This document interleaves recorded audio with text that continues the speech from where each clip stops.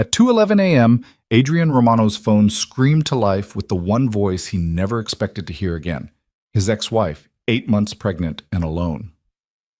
"Someone's at my door," Claire whispered, her terror slicing through 8 months of silence. The divorce was supposed to protect her. The distance was supposed to keep her safe. Instead, the war found her anyway. And now she was in labor with nowhere to run. Adrian had walked away from everything to save her life. Tonight, he'd discover that leaving her was the one mistake that put her in the crosshairs. If you're hooked, stay until the end to see how this story unfolds. Hit that like button and drop a comment with your city so I can see how far this tale travels across the world. The phone rang at exactly 2:11 a.m., slicing through the silence of Adrian Romano's penthouse like a blade through silk. He didn't recognize the number. Hadn't in months. Every contact tied to his old life had been systematically deleted, burned away like dead wood from a diseased tree. The legitimate businesses he'd kept, real estate holdings, investment portfolios, technology ventures, those ran through corporate lines and business managers. Personal calls didn't exist anymore. Personal connections were liabilities he couldn't afford.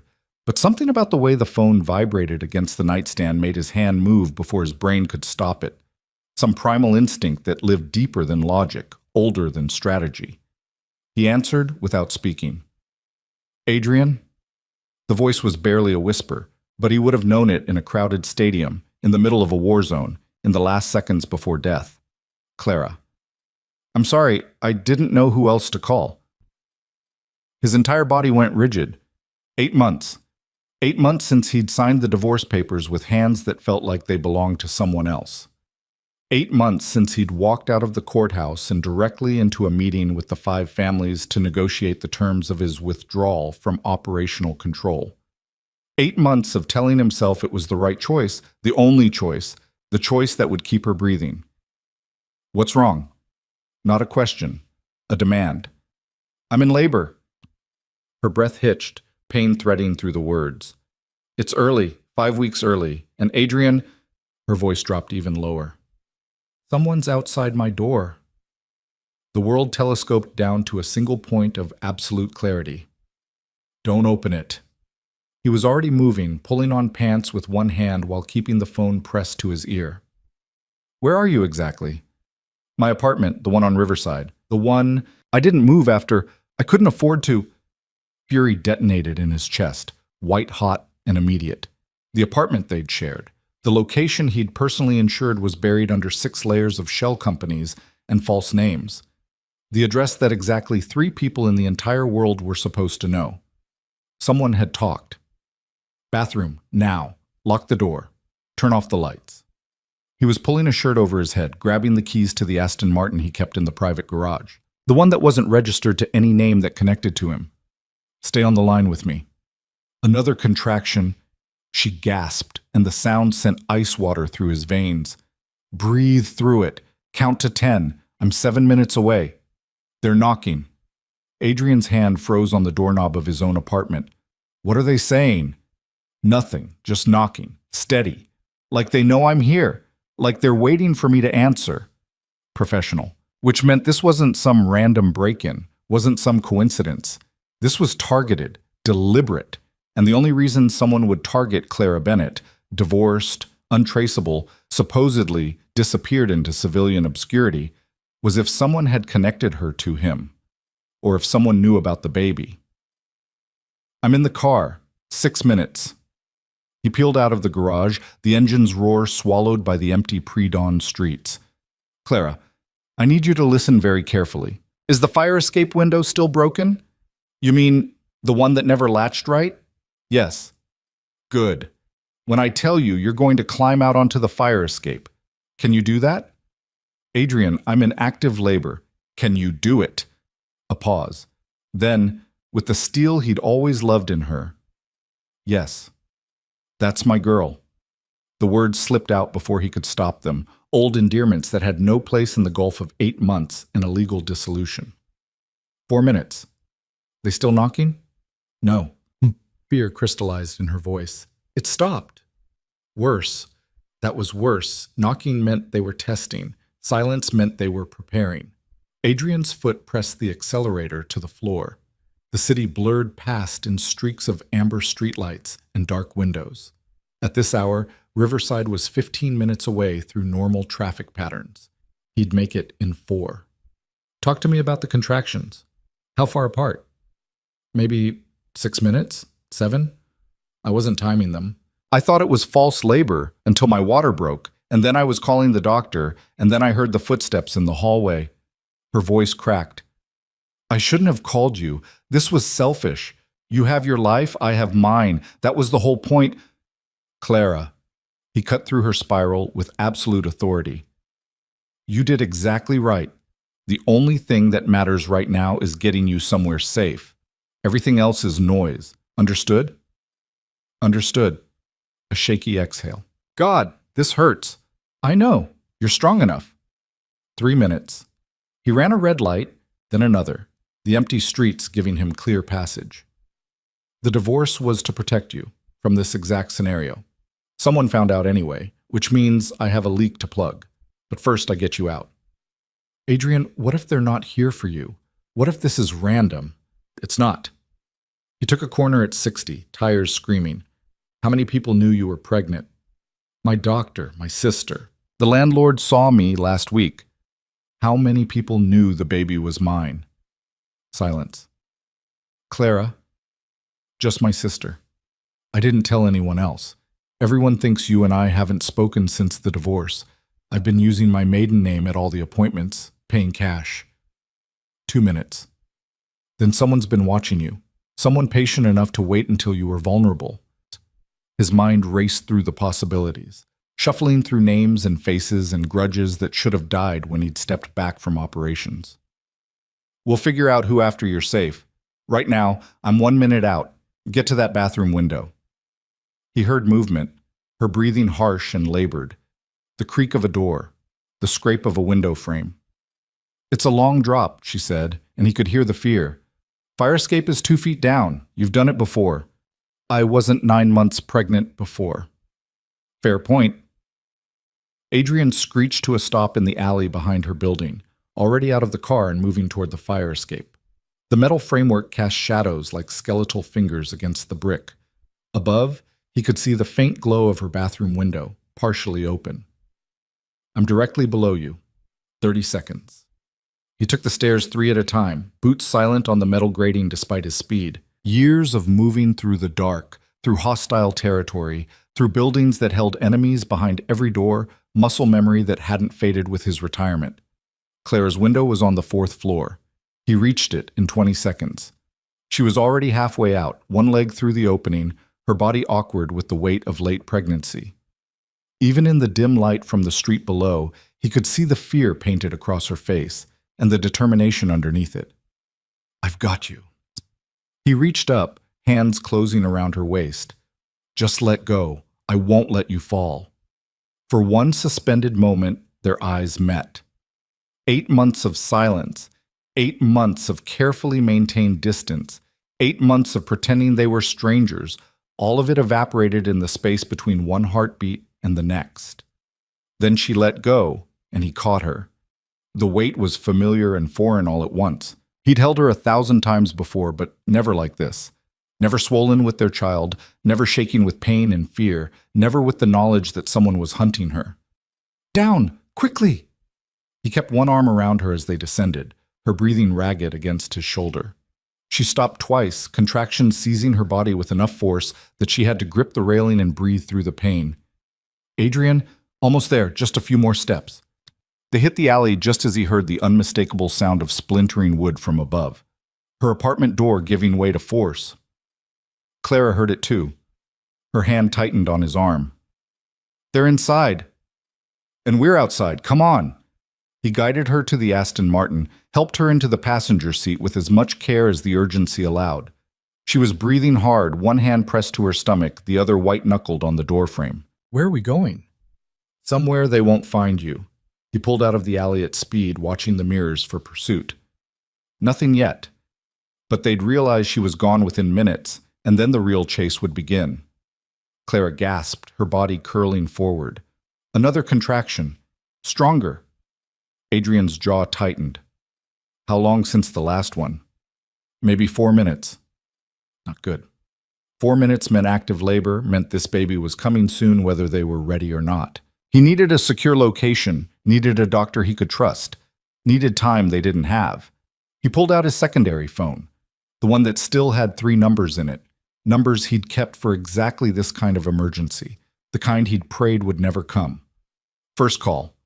Marcus Chen, his former head of security, now running a private protection firm that asked no questions and kept no records. It's me. I need a clean location, medical staff, and a perimeter, 60 minutes or less. Marcus didn't hesitate. The warehouse on 5th and Brennan. I'll have a team there in 30. Make it 20. Done. Second call. Dr. Sarah Mitchell, the only physician who'd ever treated his people without reporting to authorities. She'd retired 2 years ago, moved to a quiet practice in the suburbs, left the chaos behind. Sarah, it's Adrian Romano. I need you. A long pause. I'm out of that life. This isn't business. It's personal. He stopped, recalibrated. Clara's in labor, 5 weeks early, and we're being hunted. Another pause, shorter this time. Where? Warehouse on 5th and Brennan. Can you be there in 40 minutes? 30. I'll bring everything I need. She hung up.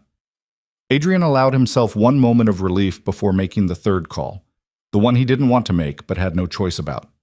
Vincent Castellano, current head of the Romano operations, appointed when Adrian had stepped back. A man who'd sworn loyalty, who'd promised to maintain the peace Adrian had negotiated, who'd vowed that the retirement would stick.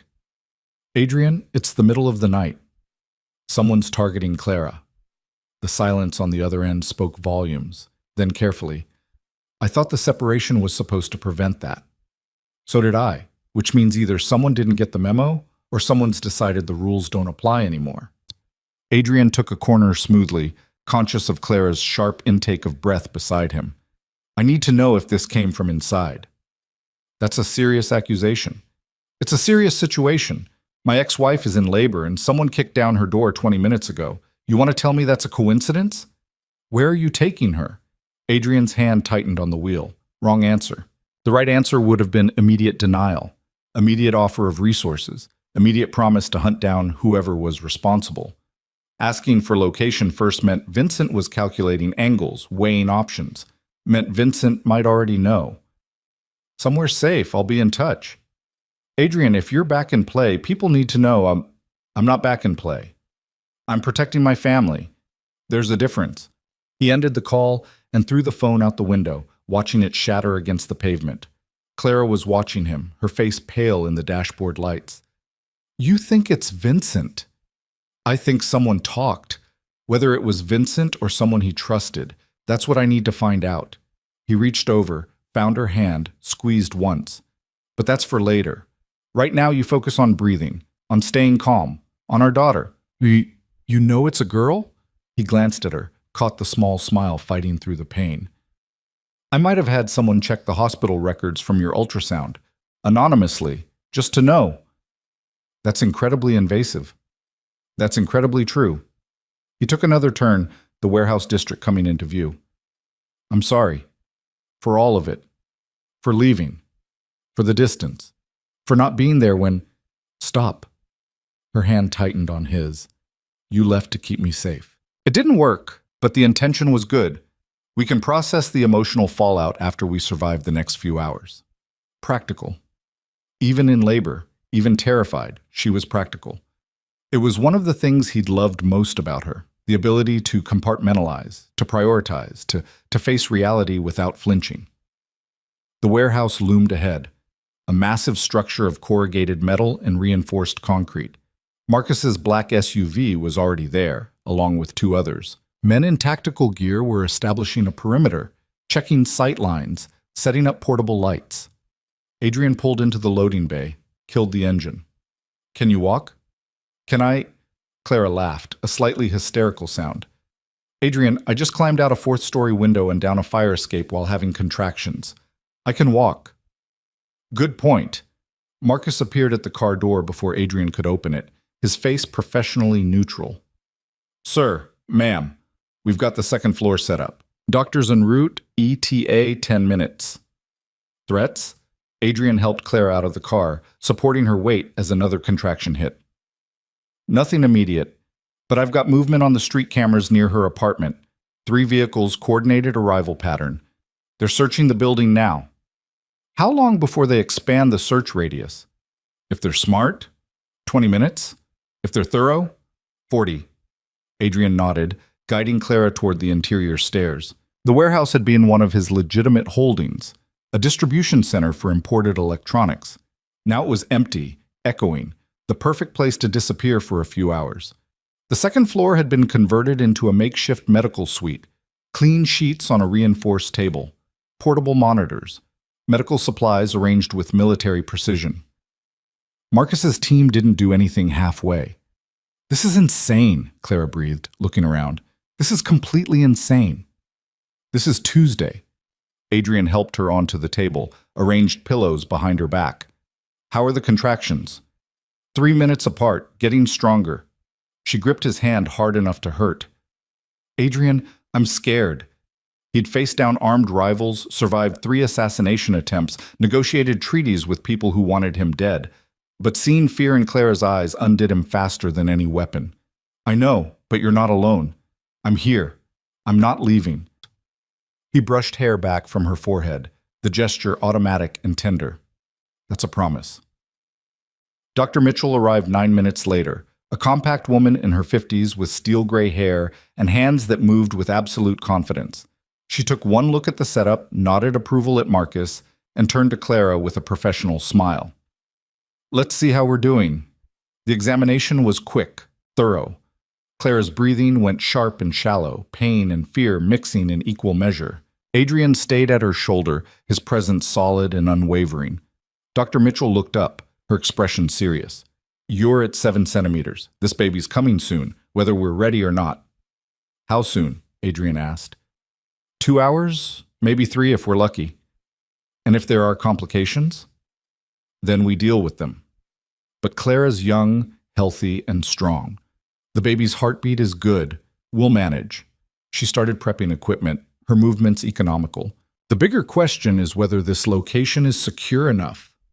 As if on cue, Marcus's voice came through the radio on Adrian's belt.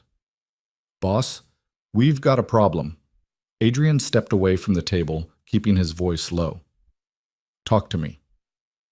Surveillance van just parked 2 blocks east. Professional setup, expensive equipment.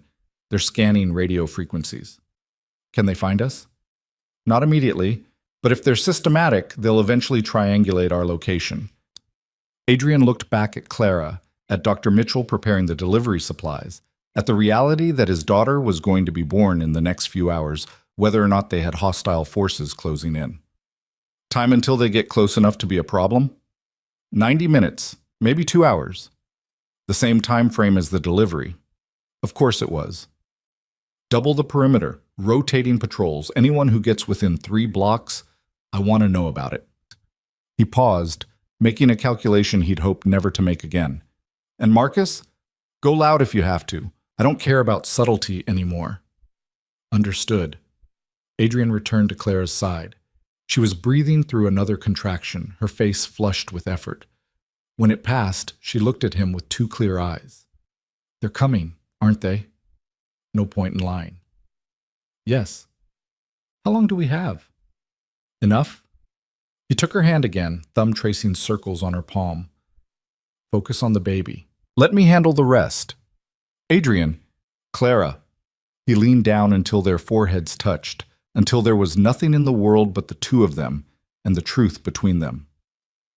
I walked away to protect you. I signed papers and burned bridges and dismantled everything I built because keeping you safe mattered more than any of it, and I'd do it again. But I will not let anyone hurt you or our daughter, whatever it takes, whatever it costs. Do you understand? She nodded, tears slipping free. I never wanted this for you. For us.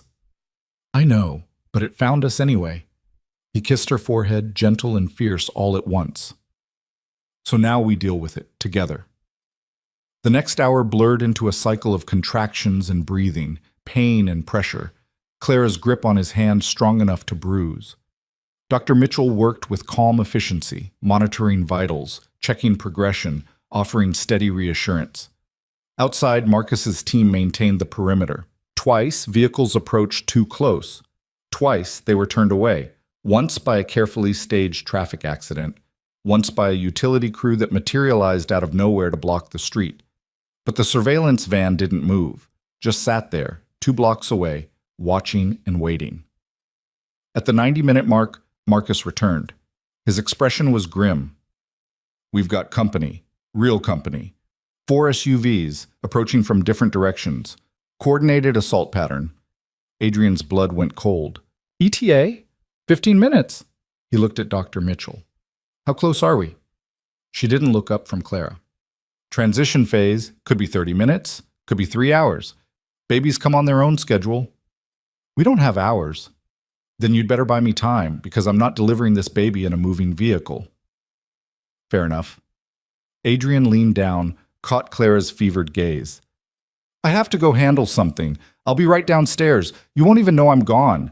"Don't you dare get shot?" Her voice was ragged but fierce. "Don't you dare leave me alone with this baby." "Never." He kissed her knuckles. "I'm coming back. That's a promise." Then he was moving, taking the stairs 3 at a time, Marcus at his shoulder. The first floor was dark, shadows cutting sharp angles across empty floor space. His team had taken positions at every entrance, every window, weapons ready but not visible. "Options," Adrian said. "We can hold them off for maybe 10 minutes if they come hard, longer if they're cautious, but eventually they'll breach." Adrian's mind raced through scenarios, tactics, outcomes. Who's leading the assault? Don't know yet. They're staying dark. A thought occurred, cold and certain.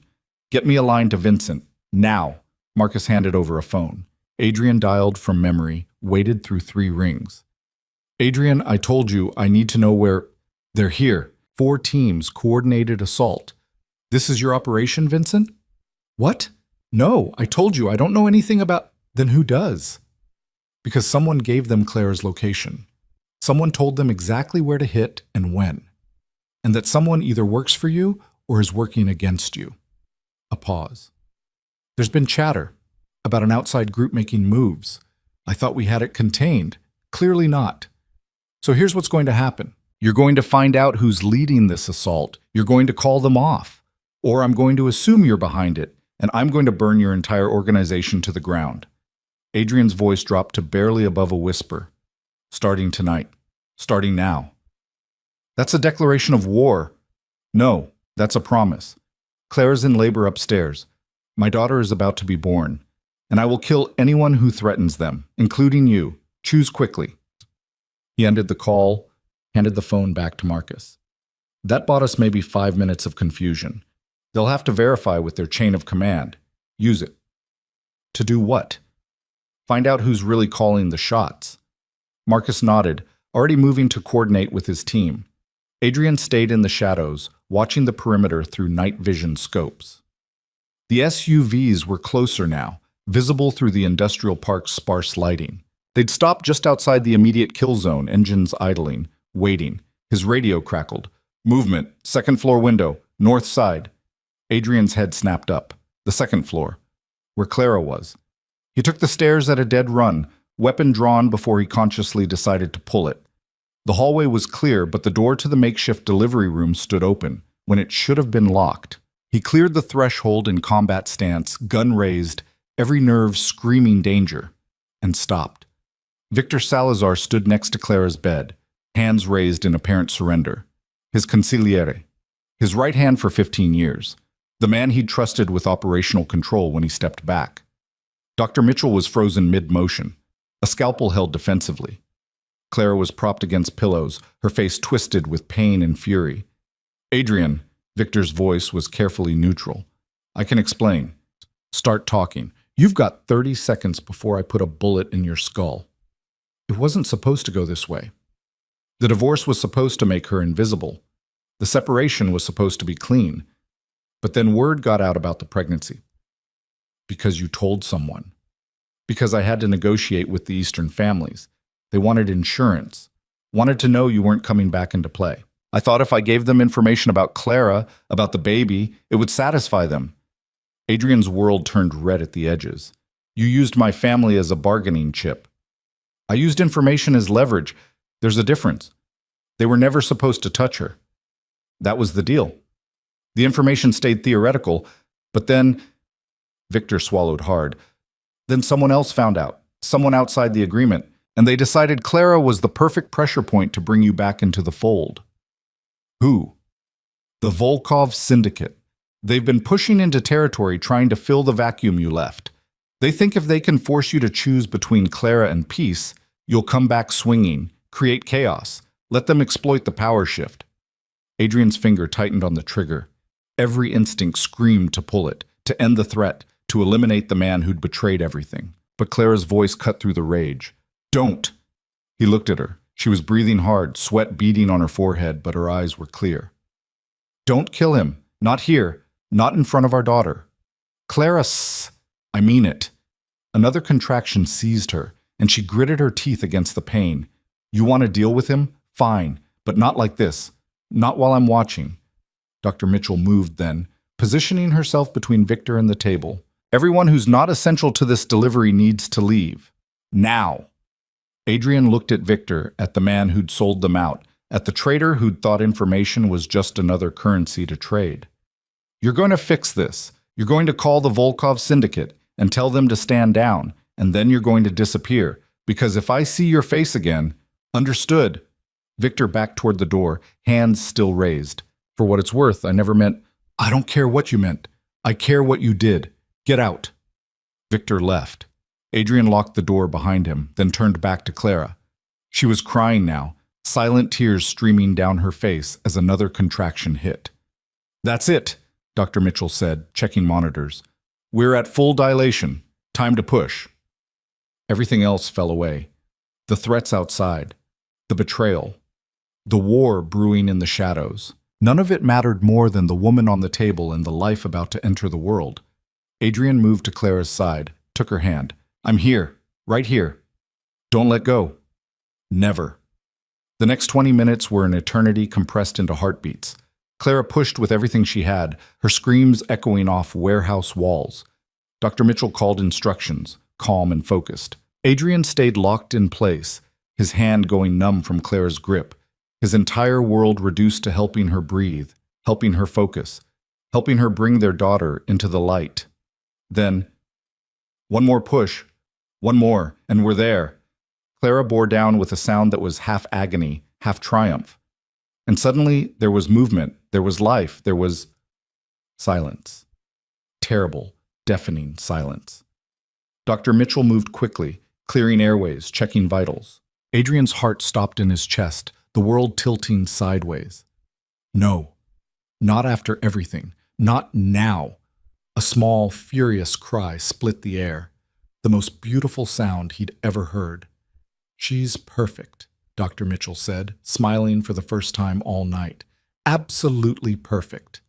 She placed the baby on Clara's chest, a tiny red-faced creature with a shock of dark hair and lungs that clearly worked just fine.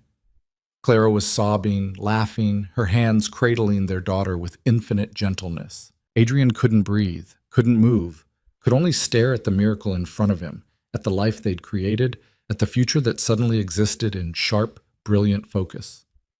Say hello to your daughter, Clara whispered. He reached out with one shaking hand, touched the baby's impossibly small fingers. She gripped his thumb with surprising strength, her eyes squeezed shut, her mouth working soundlessly. Hello, Elena, he said, his voice breaking on the name. I'm your father, and I promise you. He looked at Clara, at the woman he'd never stopped loving, at the family he'd tried to protect by leaving. I promise both of you. This ends tonight. Clara met his eyes, understanding passing between them without words. How? By making them more afraid of what I'll do if they don't back down than what I might do if they push forward. He kissed Elena's forehead, then Clara's. Stay here. Stay safe. I'll be back before you know I'm gone. Adrian! But he was already moving, already shifting into the cold, calculated mindset that had kept him alive through 100 conflicts. He found Marcus at the perimeter, watching the SUVs that still hadn't moved. They're waiting for orders, Marcus said. Victor came out 10 minutes ago, made some calls. Now nothing. Good. Get me a line to the Volkov leadership, whoever's running this operation. Boss, if you negotiate, I'm not negotiating. Adrian's voice was ice and iron. I'm dictating terms. The call connected after 3 rings. A voice Adrian didn't recognize. Heavy accent, amused tone. Mr. Romano, we were wondering when you'd reach out. You have 30 seconds to pull your teams back and leave the city. After that, I start making examples. Laughter. You retired. You walked away. You don't have the organization to make threats anymore. I don't need an organization. I need 3 phone calls. Adrian pulled out his personal phone, the one with the numbers he'd never deleted. First call goes to the FBI field office. I give them everything I know about your operations, every shipping route, every corrupt official, every piece of evidence I collected over 15 years. Your entire infrastructure gets burned to the ground. Silence on the other end. Second call goes to the Castellano family. I tell them you've been using information from Victor to make plays against their interests. You get a war you can't win. And the third call? The voice was tighter now, less amused. The third call goes to every asset I still have buried in your organization. Sleeper agents you don't know about. People I placed years ago for exactly this kind of situation. And I activate all of them at once. A long pause. You're bluffing. Am I? Adrian smiled without humor. You came after my family, my ex-wife, my newborn daughter. You think I won't burn the entire world down to protect them? Another pause, longer this time. The sound of muffled conversation in the background. Then, what do you want? You leave, tonight. You don't come back. You spread the word that Clara Bennett and Elena Romano are untouchable. Anyone who violates that gets the full weight of everything I built dropped on their head. And in exchange? In exchange, I stay retired. I don't come back into play. I don't rebuild my empire. I let the existing power structure stand. Adrian watched the SUVs through the scope, counting men, calculating odds. But if anyone, and I mean anyone, threatens my family again, all bets are off. And I promise you the chaos I'll create will make the last 20 years look like a practice run. The longest pause yet. Then finally, agreed. But Romano, this is the last pass you get. Next time someone comes for your people, you're on your own. There won't be a next time. Adrian ended the call, watched through the scope as the SUVs started their engines. One by one, they pulled away, disappearing into the pre-dawn darkness. Marcus appeared at his shoulder. They're really leaving. They're really leaving. Adrian lowered the scope, suddenly exhausted.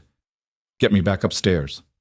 Clara was sitting up when he returned, Elena cradled against her chest, both of them clean and peaceful. Doctor. Mitchell was packing up equipment, satisfied smile on her face. All clear? Clara asked. All clear.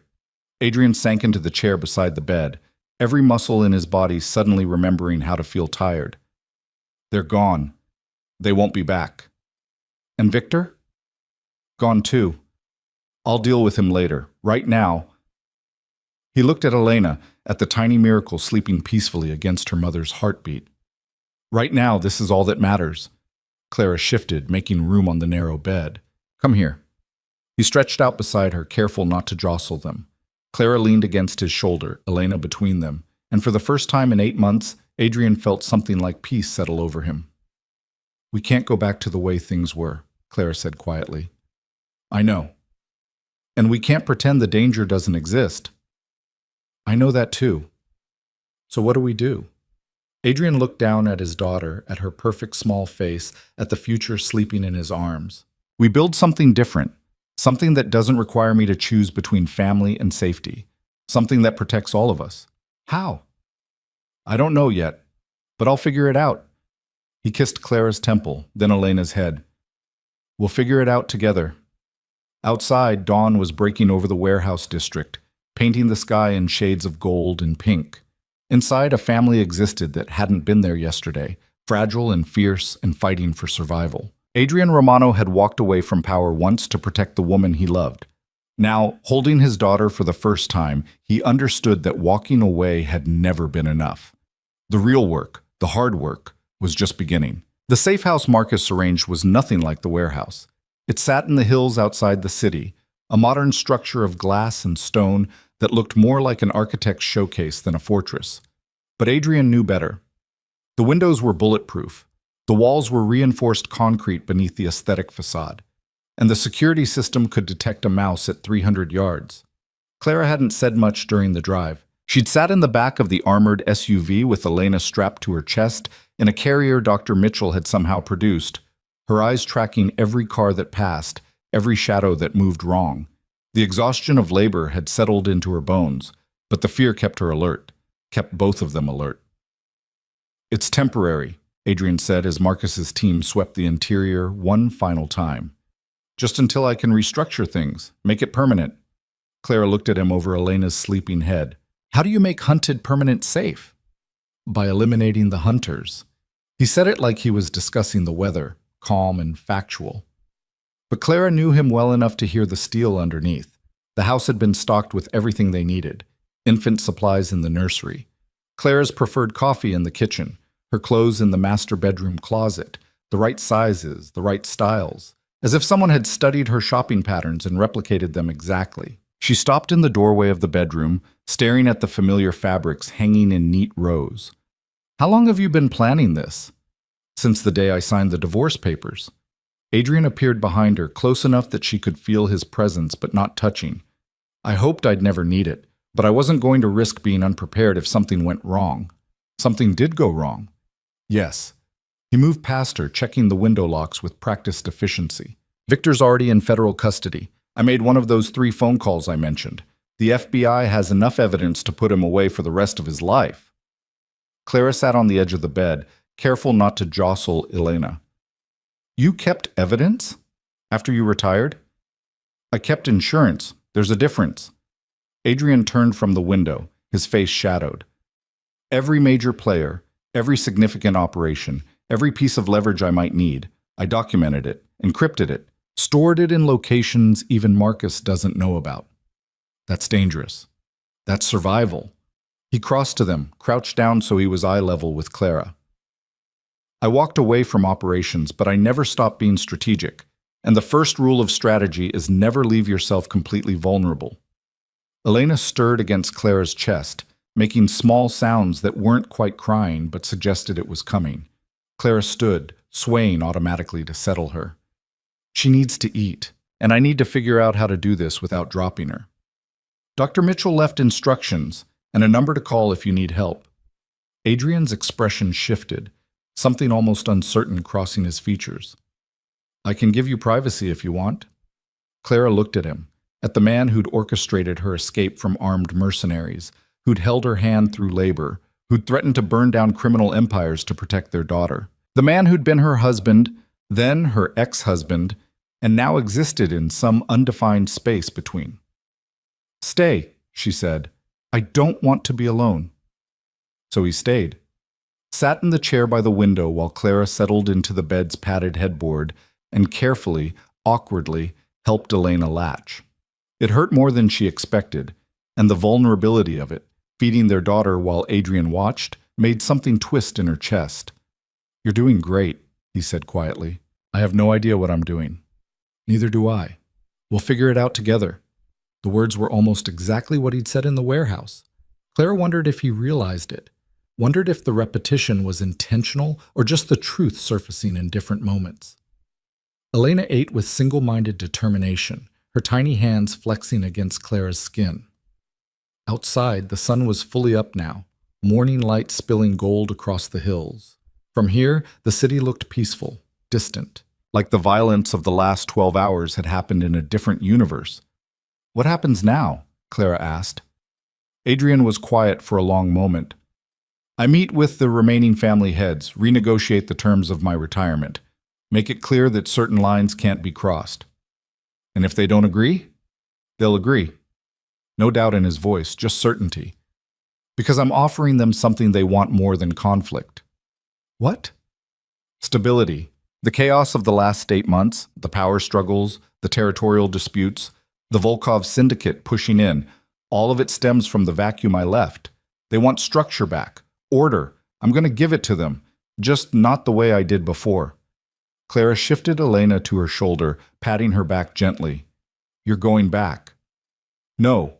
Adrian leaned forward, elbows on his knees. I'm creating something different, a framework that doesn't require my active participation, but uses my reputation as leverage. A set of rules with real consequences. A system that protects itself. That's impossible. That's necessary. He held her gaze. I can't keep you safe by hiding anymore. Victor proved that. The only way to protect you and Elena is to make it more costly to threaten you than to leave you alone. That sounds like war. That sounds like deterrence. Adrian stood, moved to the window again, restless energy that had nowhere to go. I spent 15 years building an empire through fear and force. Maybe it's time to try building something through consequence and accountability instead.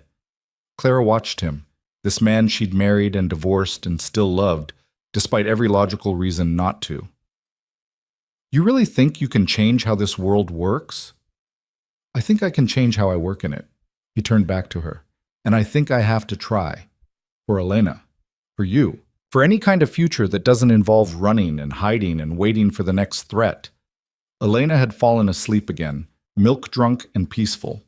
Clara laid her carefully in the bassinet that had been set up beside the bed, tucking the blanket around her small form. How long do we have before you need to go? Few hours, the meeting's at noon. That's not much time. It's enough. Adrian crossed back to the bed, sat on the edge beside Clara. I need you to promise me something. What? If this goes wrong, if I don't come back from this meeting, Marcus has instructions. He'll get you and Elena out of the country. New identities, new lives, resources to disappear completely. You'll be safe. Clara's blood went cold. Adrian, promise me. His hand found hers gripped tight. Promise you won't try to save me or wait for me. Just take Elena and run. She wanted to argue, wanted to tell him that wasn't acceptable, wasn't an option she could live with. But she'd married a man who lived in calculated risks and contingency plans. And she'd learned long ago that sometimes the kindest thing you could do was give someone the peace of knowing their worst-case scenario had a solution. I promise. The words tasted like ash. But you better come back. I will. He lifted her hand to his lips, kissed her knuckles. I have too much to lose now. They spent the next 2 hours in careful domesticity. Adrian showed Clara how the security system worked, how to activate the panic room hidden behind the master closet, how to contact Marcus if something went wrong. Clara tried to memorize it all while fighting the exhaustion that kept pulling at her edges. Elena woke crying at 10, and Clara changed her first diaper with hands that shook from nervousness. Adrian talked her through it, his voice steady and calm, even though he'd probably never changed a diaper in his life. They were both making it up as they went, pretending competence they didn't feel. She's so small, Clara whispered, staring down at Elena's scrunched face. How is something this small supposed to survive in a world like ours? Because she has us. Adrian's hand settled on Clara's shoulder, warm and solid. And we're not going to let anything hurt her. At 11:30, Adrian changed into a different kind of armor.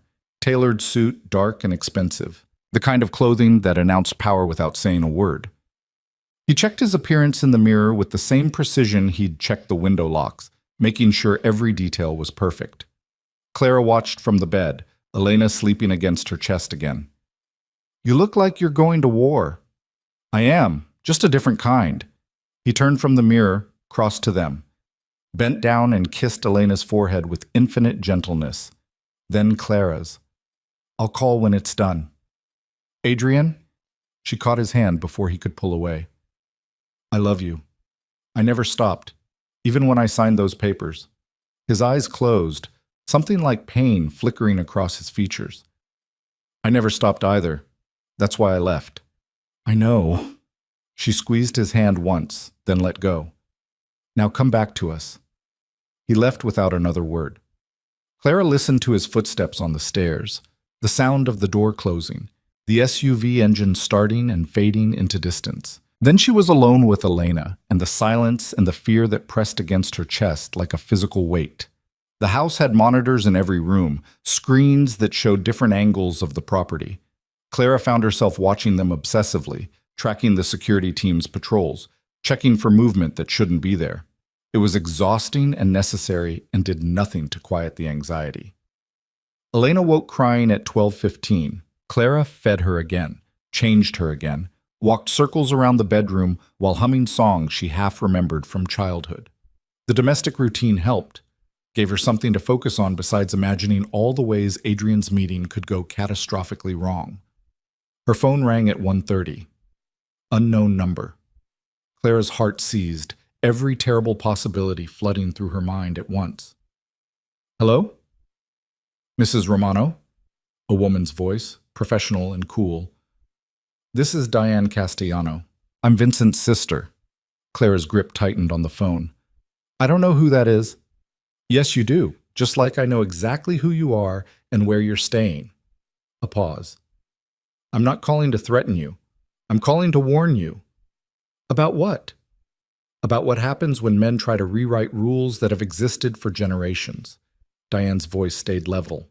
Your husband, ex-husband, is at a meeting right now proposing a restructure of how the families operate. It's bold, it's ambitious, and it's going to get him killed if he's not careful. Clara's blood turned to ice. What are you talking about? Adrian's proposing a council structure with rotating leadership and enforced accountability. No single head, no consolidation of power, democratic decisions on territory and operations. Diane laughed, but there was no humor in it. He's trying to turn organized crime into a corporate board. Half the room wants to shoot him on principle. Then why are you calling me? Because the other half is considering it. And if this passes, if he actually pulls this off, it changes everything, including what happens to you and your daughter. Papers rustled in the background. There's a faction that wants to use you as leverage. Make sure Adrian stays in line with whatever gets decided. I'm not part of that faction, but I can't stop them alone. Clara looked down at Elena, sleeping peacefully against her shoulder. What do you want? I want Adrian to succeed. Because he's right, the current system is unstable. We've had 3 territorial wars in 8 months. People are dying. Money's being lost. And all because nobody wants to admit that the old way doesn't work anymore. Diane's voice dropped. But I need you to understand something. If this fails, if Adrian gets voted down or worse, there's going to be retaliation, and you're going to be the target. Are you threatening me? I'm warning you. There's a difference. Another pause. I'm sending you a number. If something goes wrong, if you need to run, call it. I'll make sure you have a 12-hour head start before anyone else knows you're gone. Why would you help me? Because I have a daughter too, and I know what it's like to raise her in a world where she's only safe if the men around her maintain power. Diane's voice softened almost imperceptibly. Adrian's trying to build something different, something where safety doesn't require constant violence. I want that for my daughter. I'm willing to help make it happen for yours. The call ended before Clara could respond. A text came through seconds later, a phone number with no name attached. Clara saved it, then pulled up the security monitors again. The guards were still there, still patrolling, but suddenly the house felt less like a fortress and more like a very comfortable cage. Elena stirred, whimpering. Clara shifted her automatically, the movement already becoming instinct. It's okay, baby girl. Daddy's going to fix this. He has to. At 2:45, Adrian's number flashed on her screen. Clara answered before the first ring finished. Tell me you're alive. I'm alive. His voice was rough, strained. The vote passed. Barely. 8-7, but it passed. Relief flooded through her so fast she felt dizzy. What does that mean? It means we have a new structure. Council leadership instead of single authority. Mandatory arbitration for disputes. And he paused. New rules about families. No targeting spouses. No targeting children. Anyone who violates it gets handed to federal authorities by the council itself. Clara closed her eyes. They agreed to that? 3 families pushed back hard, but the others saw the value. Stability is worth more than revenge cycles. The sound of a car door closing. I'm on my way back. We need to talk. About what? About what comes next. He arrived 30 minutes later, his suit jacket discarded, his tie loosened. There was blood on his shirt collar.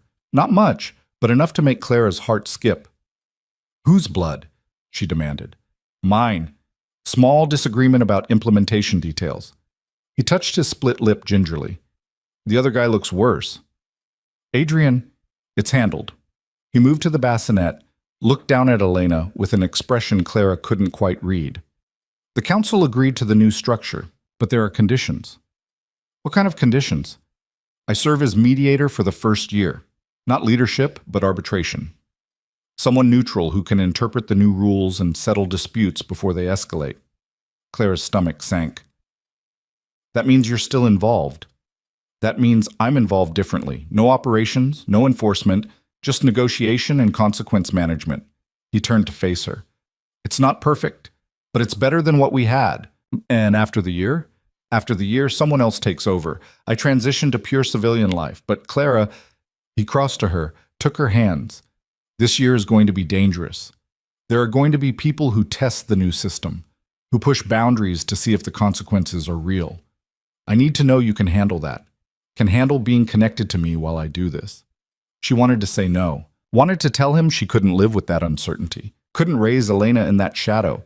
But she looked at his face, at the hope and fear mixing there, and understood that he wasn't just asking about the next year. He was asking if she believed in what he was trying to build. I can handle it, she said, but I have conditions too. Name them. Complete transparency. No more secrets about what's happening or who's threatening us. I need to know everything. Agreed. And marriage counseling, real counseling. If we're going to do this again, we do it right. Adrian blinked. Again? Clara pulled her left hand free, held it up. The ring finger was bare. I took off the wedding ring 8 months ago, but I never stopped being your wife in any way that mattered. So either we do this properly, with therapy and communication and all the messy emotional work, or we stay divorced and co-parent. Those are the options. For a long moment, Adrian just stared at her. Then something shifted in his expression, walls coming down that she'd thought were permanent. I want to do it properly, he said quietly. I want to be your husband again, your real husband, not the one who leaves to protect you, but the one who stays and figures it out with you. Even if it's hard? Especially if it's hard. Elena chose that moment to wake up crying, her small voice filling the room with indignant hunger. Clara laughed despite everything, the absurdity and domesticity of it cutting through the tension. I need to feed her, she said.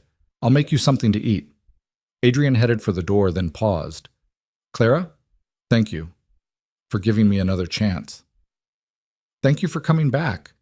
He smiled, genuinely smiled, for the first time since the phone rang at 2:11 a.m. Then he was gone, leaving Clara alone with their daughter and the fragile, terrifying hope that maybe, possibly, they could actually make this work. The next week blurred into an exhausting routine of feeding schedules and diaper changes and 2-hour sleep cycles. Adrian worked from the house, taking calls in his office, while Clara navigated the steep learning curve of new motherhood. Dr. Mitchell visited twice, checking Elena's weight and Clara's healing, pronouncing both of them healthy despite the chaos.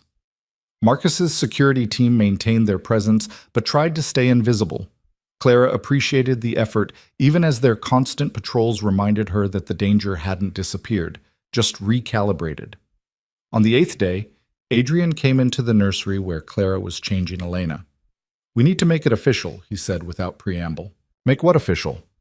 Elena's birth certificate, her legal status, all of it. He leaned against the doorframe.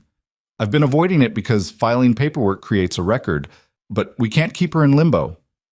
Clara fastened the new diaper, picked Elena up. What are you proposing? We file everything properly. Birth certificate with both our names. My name on all the legal documents. He met her eyes. And we get married again before we do it. Clara's heart stuttered. Adrian, I'm not asking you to decide right now, but think about it. If we're going to build this new life, let's build it on solid ground. Legal protections, clear documentation. No ambiguity about who Elena belongs to or who has rights to make decisions. That's very practical. That's very strategic. He smiled slightly. But it's also what I want. I want to be your husband again, Clara, legally and actually. I want Elena to grow up knowing her parents are together. And I want to stop pretending that signing divorce papers changed how I feel about you. Elena grabbed Clara's finger, holding tight. Clara looked down at their daughter, then back at Adrian. You're serious about the counseling? I already found someone. Dr. Patricia Harris specializes in high-stress relationships and family dynamics. Marcus vetted her. She's discreet and she's good. You've been planning this. I've been hoping for it. He pushed off the door frame, crossed to them. I love you. I never stopped. And I'm tired of acting like that's not the most important truth in my life. Clara felt tears building, hot and sudden. I love you too. Even when I hated you for leaving, even when I was so angry I couldn't see straight. So marry me again. He cupped her face with one hand, gentle and certain. Let me do this right. Okay. The word came out barely above a whisper. Okay. Yes.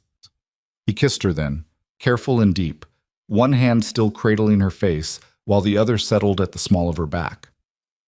Elena made a small sound between them, not quite protest, but close enough that they broke apart laughing. 3 days, Adrian said. I'll arrange everything, just you, me, Elena, and whoever legally needs to be present. No big ceremony? No big anything. Just the commitment and the truth. He kissed her forehead. The rest we'll figure out as we go. 3 days later, Clara stood in a judge's chambers wearing a simple dress that Marcus's assistant had somehow procured in her exact size. Adrian wore another of his perfect suits, though this one was gray instead of black. Elena slept in a carrier against Clara's chest, blissfully unaware that her parents were legally binding their lives back together. The ceremony took 7 minutes. Judge Maria Santos read the standard vows, asked the required questions, pronounced them married with efficient warmth. Marcus and Dr. Mitchell signed as witnesses. And just like that, Clara Bennett became Clara Romano again. That was fast, she said as they walked out into afternoon sunlight. That was perfect. Adrian caught her hand, laced their fingers together. Everything else can take as long as it needs. The first counseling session happened 2 days later. Dr. Harris was a woman in her 60s with sharp eyes and a no-nonsense demeanor. She listened to their abbreviated history, married, divorced, reunited under threat, without visible reaction. So you're rebuilding a relationship while managing ongoing external danger and caring for a newborn, she said. That's 3 major stressors simultaneously. We're aware, Adrian said dryly. Are you? Because most couples can't handle one of those things without significant strain. You're attempting 3 at once while trying to restructure how an entire criminal organization operates. Dr. Harris leaned back in her chair.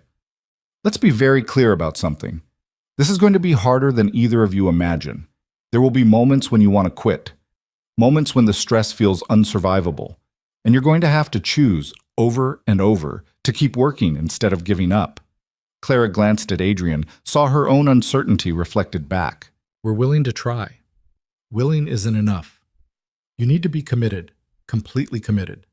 Dr. Harris pulled out a notepad. So here's my first question. Why are you really doing this? Not the surface answer, the truth. Adrian spoke first. Because I can't imagine a life where Clara and Elena aren't part of it. I tried. For 8 months, I tried. And every day felt like walking around with a piece of myself missing.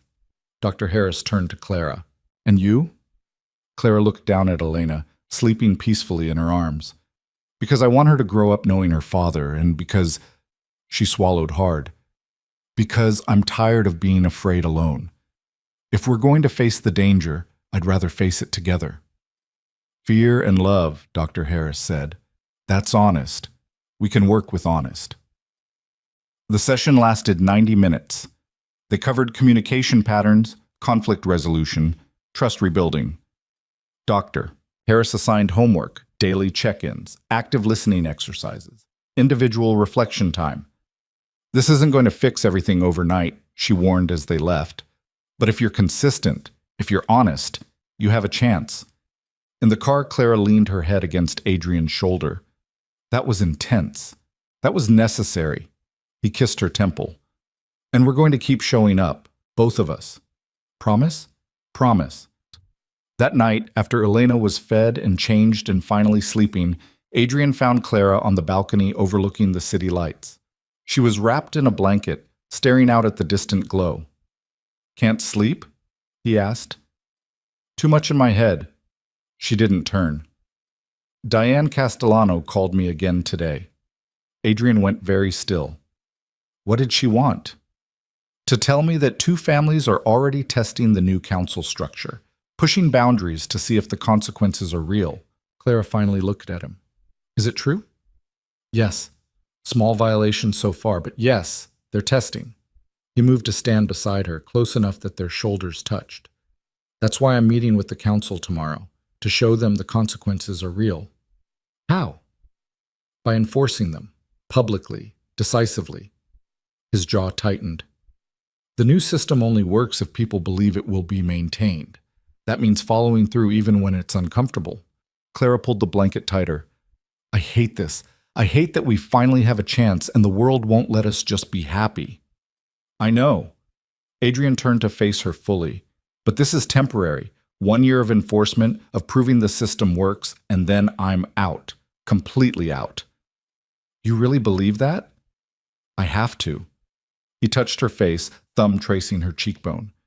Because the alternative is living like this forever, and I refuse to raise Elena in permanent crisis. Clara leaned into his touch, let her eyes close. Come to bed. Whatever tomorrow brings, we'll handle it better rested. They went inside together, checked on Elena one final time, then collapsed into bed with the exhausted relief of people who'd survived another day. Adrian pulled Clara against him, her back to his chest, his arm wrapped protective around her waist. I love you, he murmured into her hair. I love you too. She laced her fingers through his. Now shut up and sleep. He laughed quietly, the sound vibrating through both of them. And for a few hours at least, the world outside stayed quiet. Tomorrow would bring new challenges, new threats, new tests of the fragile structure they were trying to build. But tonight, in the darkness of their bedroom, with their daughter sleeping nearby, Adrian and Clara Romano held on to each other in the hope that maybe, just maybe, they could make this impossible thing work. The call came at dawn, shattering what little sleep Adrian had managed. He answered on the second ring, already sliding out of bed to avoid waking Clara. Romano. Marcus's voice was tight with controlled urgency. We have a situation. Adrian moved to the hallway, closing the bedroom door softly behind him. Talk to me. The Petrov family hit one of the Castellano distribution centers 2 hours ago, burned it to the ground. 3 people dead, all civilians. A pause. They're claiming it was retaliation for a territory dispute, but everyone knows it's really a test of the council's enforcement capabilities. Adrian's hand tightened on the phone. The Petrovs had been one of the 3 families who'd voted against the new structure. Dmitry Petrov had stood up in that meeting and called the council idea weakness disguised as innovation. Now he was proving his point with fire and blood. Where's Dmitry now? Holed up in his compound. He's got 20 armed men on the property, surveillance everywhere. He knows we're coming. Good. Adrian was already moving toward his office, his mind shifting into the cold calculation that had kept him alive through 15 years of conflicts. Call an emergency council session, noon today, and Marcus, make sure every family head understands that attendance is mandatory, not optional. You're going to make an example. I'm going to enforce the rules we all agreed to. Adrian pulled up security footage from the Castellano warehouse on his computer, watching flames consume the building in fast forward. 3 civilian deaths. Workers who'd probably thought they were safe because the new system was supposed to protect non-combatants. Dmitry chose to test us. Now he gets to learn what happens when the test fails. He spent the next 3 hours building the case. Security footage, witness statements, financial records proving the attack was coordinated rather than spontaneous. By the time Clara emerged from the bedroom with Elena, Adrian had assembled an airtight prosecution. You're up early, Clara said, settling into the chair across from his desk. Elena was awake and alert, her dark eyes tracking movement with increasing focus. Petrov family violated the agreement, killed 3 civilians in a warehouse fire. He didn't look up from his laptop. I'm presenting the evidence to the council at noon. Clara's face went pale. What does that mean? It means Dmitry Petrov gets turned over to federal authorities. All the evidence I've kept on his operations over the years goes with him. He'll spend the rest of his life in prison. Adrian finally met her eyes. And every other family head gets to watch it happen. Gets to understand that the consequences are real. This is what you meant by enforcement. This is exactly what I meant. He closed the laptop, leaned back. The system only works if people believe violating it costs more than following it. Dmitri just provided the perfect opportunity to prove that. Elena made a small sound, not quite distressed, but heading that direction. Clara shifted her automatically, the movement already becoming instinct after 2 weeks of constant practice. When do you leave? 10:30. Marcus is driving me. Adrian stood, crossed to them, bent down to kiss Elena's forehead, then Clara's. I'll be back by 3, 4 at the latest. And if something goes wrong? Then Marcus gets you out exactly like we planned. He cupped Clara's face gently. But nothing's going to go wrong. This is straightforward. Present evidence, call the vote, execute the consequences. Dmitri doesn't get a say. Clara caught his wrist, held tight. I know you have to do this. I know it's necessary. But Adrian, her voice dropped. Don't lose yourself in it. Don't become the person you were before. He understood what she meant. The version of himself who'd made decisions based purely on strategy and power, who'd treated people like chess pieces, who'd chosen fear over every other option because fear was reliable. That Adrian Romano had been effective but empty. And Clara was terrified he'd slip back into that skin without noticing. I won't, he promised. This isn't about power. It's about protection. There's a difference. Just remember that, please. He kissed her properly then, slow and deep, trying to convey everything he couldn't say with words. When he pulled back, her eyes were wet but determined. Come home safe, she whispered. Always. The council met in a neutral location, a renovated industrial building that had been swept 3 times for surveillance devices. The conference room was austere, concrete walls, reinforced windows, a single table large enough for 15 people. Security was heavy but professional, Marcus's team coordinating with each family's personal protection to ensure everyone felt safe enough to be honest. Adrian arrived exactly on time. The other family heads were already seated, their expressions ranging from curious to hostile. Diane Castellano sat at the far end, her face carefully neutral. Vincent's absence was conspicuous. He was still in federal custody, facing charges that would keep him locked up for decades. Dmitri Petrov sat directly across from where Adrian would stand, his posture radiating defiance. He was a broad man in his 50s, gray threading through dark hair, eyes that had seen too much violence to be impressed by threats. Beside him sat his consigliere, Anton Volkov, whose connection to the syndicate that had tried to use Clara as leverage was probably not coincidental. Adrian set his laptop on the table, connected it to the room's projection system. Thank you all for coming on short notice. We're here because someone decided to test whether this council actually has teeth. He pulled up the first image, the Castellano warehouse engulfed in flames. Several people shifted uncomfortably. Fire was visceral, undeniable. It demanded reaction. At 3:47 this morning, the Petrov family orchestrated an attack on Castellano property. 3 civilians died in the resulting fire. All 3 were warehouse workers with no connection to family operations. All 3 were supposed to be protected under the new non-combatant rules we established. Adrian's voice stayed level, factual. This is a direct violation of our agreement. Dmitri leaned back in his chair, arms crossed. That's a serious accusation. You have proof? Adrian pulled up the next slide, security footage showing 2 men in Petrov colors approaching the warehouse with accelerant. Your men, your colors, your operation. Could be faked. Could be. Adrian pulled up financial records. But these wire transfers from your personal accounts to the 2 men in question, sent 6 hours before the fire, those are harder to fake. The room went quiet. Evidence was one thing. Financial trails that could be handed to federal investigators were something else entirely.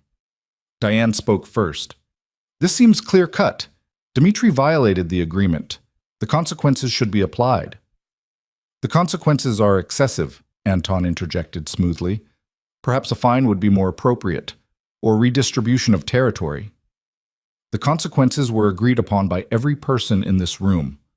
Adrian looked directly at Dmitri. You voted against the structure. That's your right. But once the vote passed, you agreed to abide by the rules. Breaking them doesn't get you a negotiation. It gets you exactly what we all decided would happen. Dmitri's jaw tightened. You're talking about turning me over to federal authorities. I'm talking about enforcing the agreement.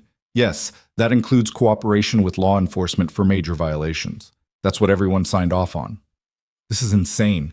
Dmitri stood, his chair scraping harsh against concrete. You want to hand family leadership to the feds? Set that precedent? I want to prove that rules mean something. Adrian didn't move, didn't raise his voice. You killed 3 innocent people to make a point about power. Now the council makes a point about consequences. That's how the system works. The system is a fantasy. Dmitri's voice rose. You think you can change centuries of how we operate with some corporate board structure? I think you're scared. Adrian cut through the bluster with cold precision. You're scared because the old way gave you absolute authority and the new way requires consensus. You're scared because burning warehouses and killing civilians used to be acceptable tactics and now they're liability. You're scared because power doesn't protect you anymore when you violate the rules everyone agreed to follow.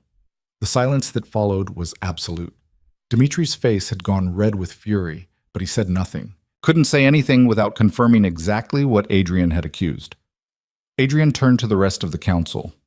Vote. Dmitri Petrov violated the non-combatant clause through deliberate action that resulted in 3 civilian deaths. Does the council enforce consequences as outlined in our agreement? Diane raised her hand immediately. Yes. One by one, the others followed. Some hesitated. Some looked uncomfortable.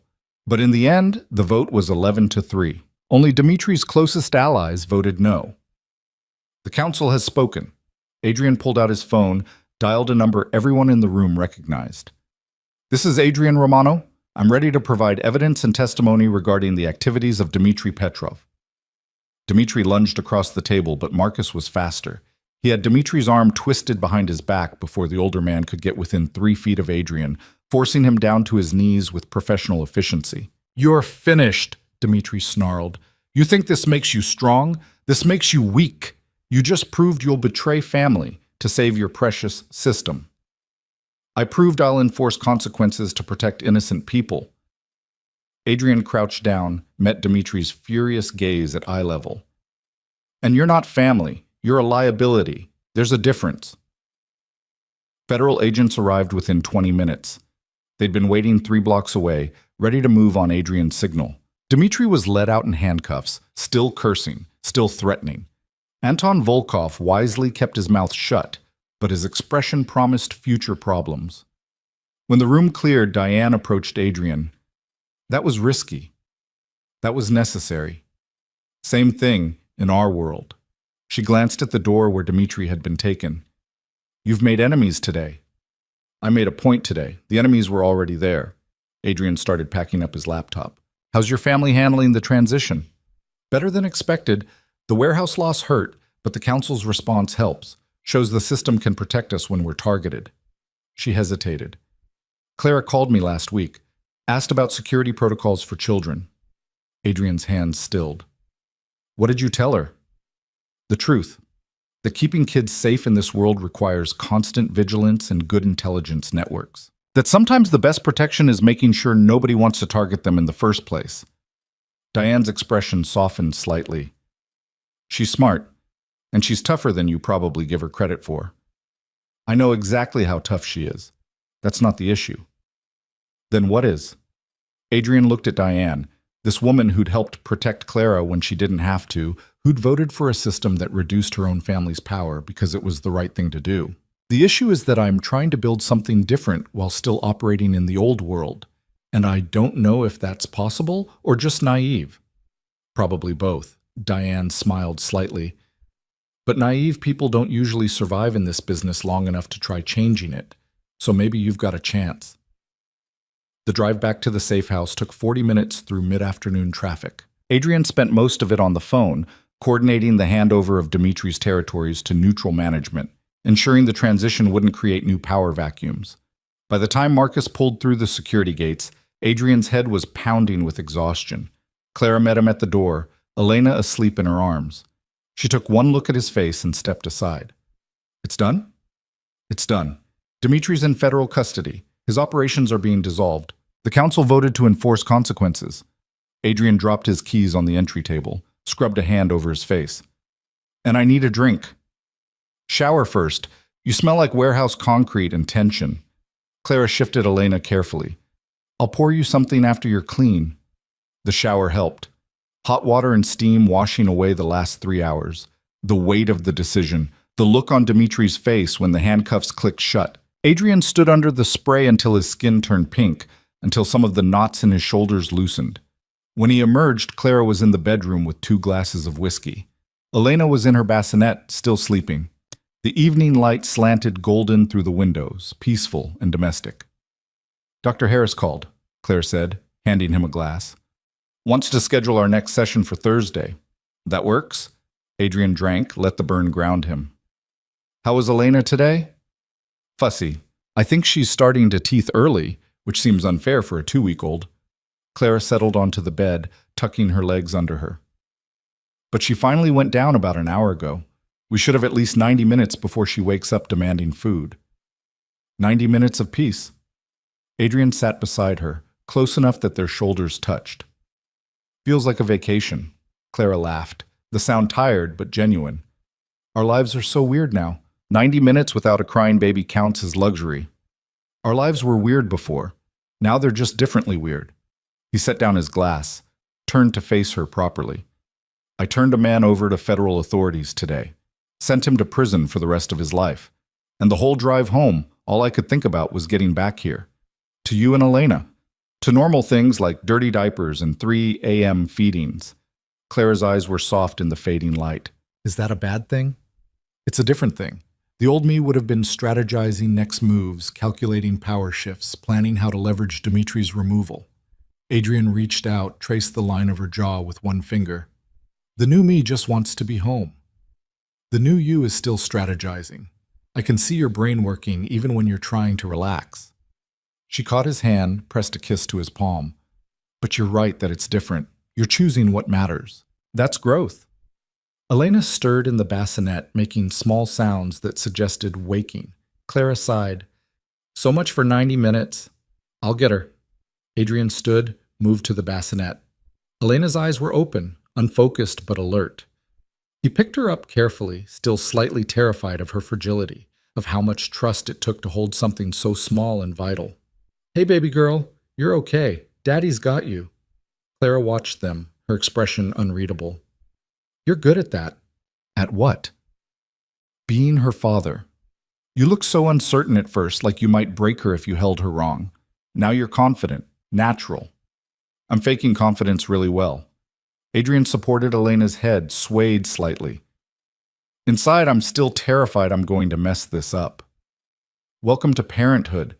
That feeling never goes away, according to Dr. Mitchell. Clara stood, cross to them. But we're doing okay. She's healthy. We're functional. The house hasn't burned down. The bar for success has gotten pretty low. The bar for success has gotten realistic.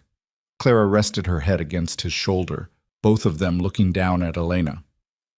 We survived the first 2 weeks. Everything after this is just repetition and minor variations. Adrian kissed the top of Clara's head, breathing in the familiar scent of her shampoo. I love you, both of you, more than I knew it was possible to love anything. I know.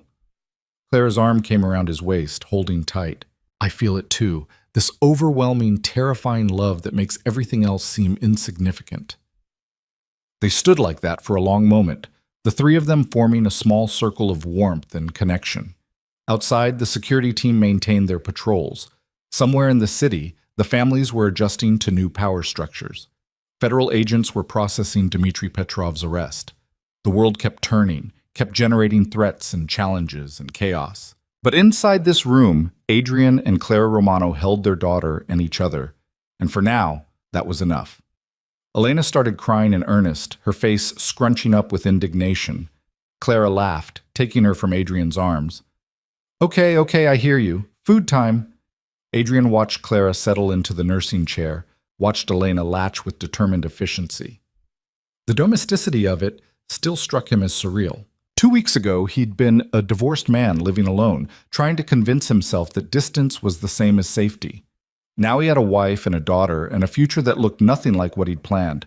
His phone buzzed. A text from Marcus. Volkov made contact, wants to negotiate terms for taking over Petrov operations.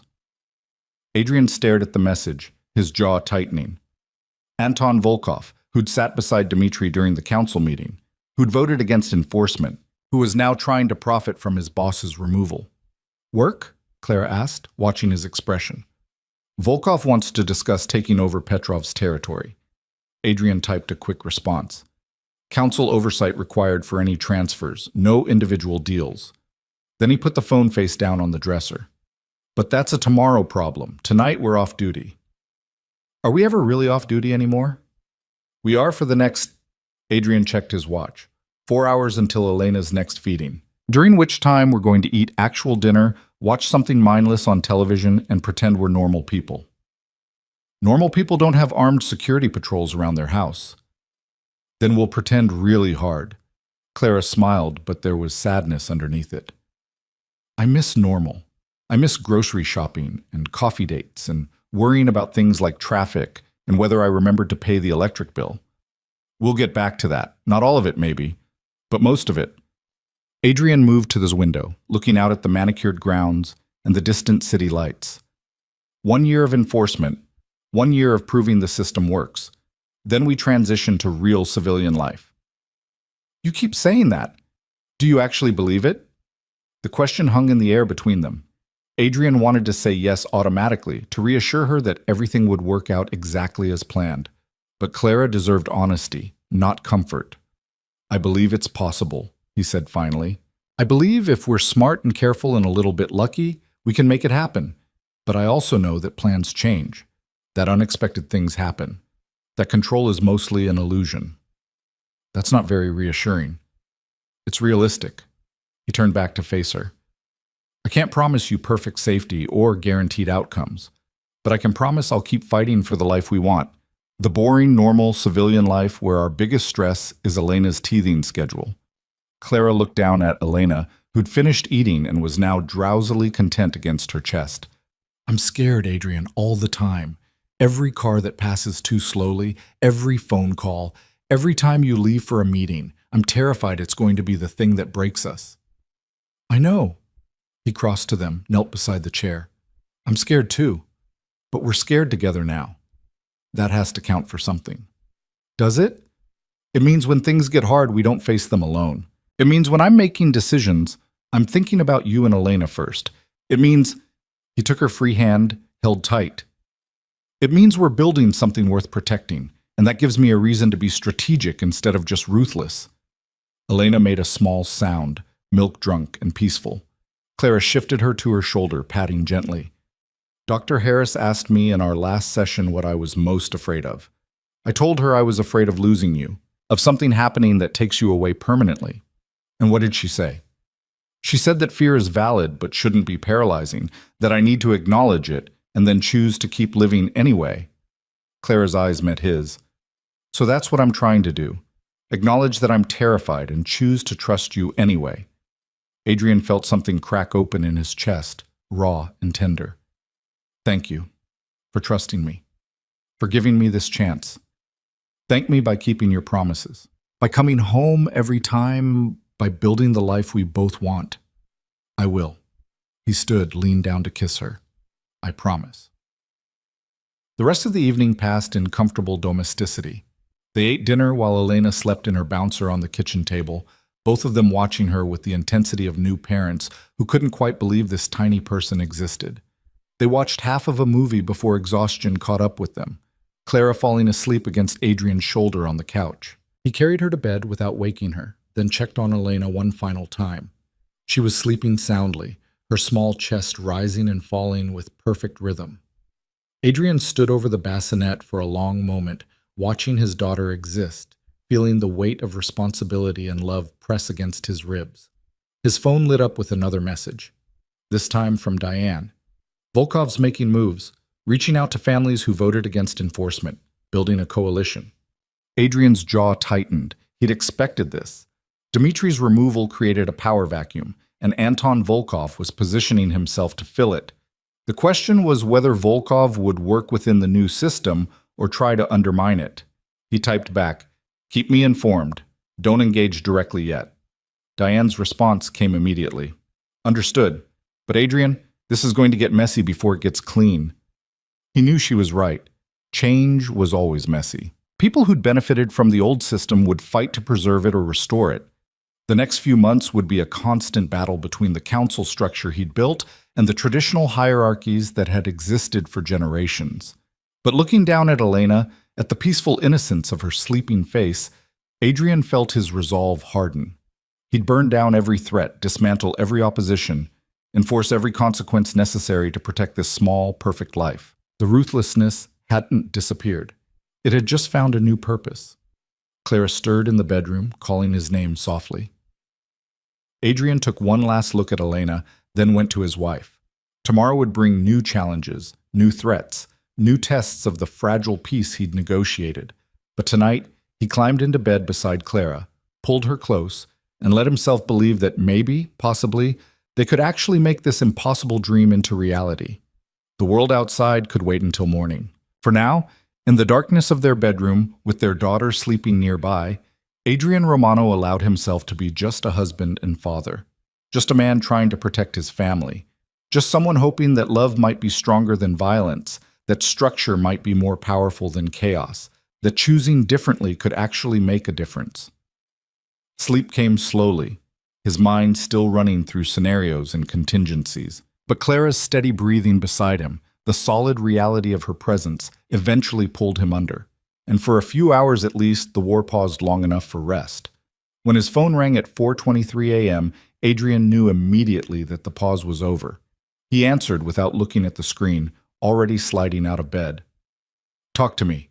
Marcus's voice was tight. "Volkov just hit 3 council-aligned businesses simultaneously, all non-violent, all property damage. But the message is clear. He's declaring himself opposition." Adrian's blood went cold, then hot, fury rising swift and sharp. Casualties? None. He was careful about that, probably trying to avoid triggering the same consequences that took down Dmitri. Smart. Adrian was already getting dressed, his movements economical and practiced. But not smart enough. Call an emergency session. 6 a.m. every family head. And Marcus, this time we don't vote, we act. Understood. Adrian ended the call, turned to find Clara sitting up in bed, her face pale in the darkness. It's starting again. It never stopped. It just paused. He finished buttoning his shirt, grabbed his jacket. "I'll be back by noon." "Adrian, I have to handle this now, before it escalates into something worse." He crossed to her, kissed her hard. "I love you. Keep Elena safe. Marcus is leaving 2 extra guards here." Then he was gone, moving through the dark house with purpose and controlled fury. The war for control wasn't over. It had just entered a new phase, and Anton Volkov was about to learn that testing the council's resolve was very different from breaking it. The city was still sleeping as Adrian's car cut through empty streets toward the meeting location. But inside his mind, strategy was already forming, consequences were being calculated, and the cold, ruthless part of himself that had built an empire was waking up with terrible clarity. This was the cost of change.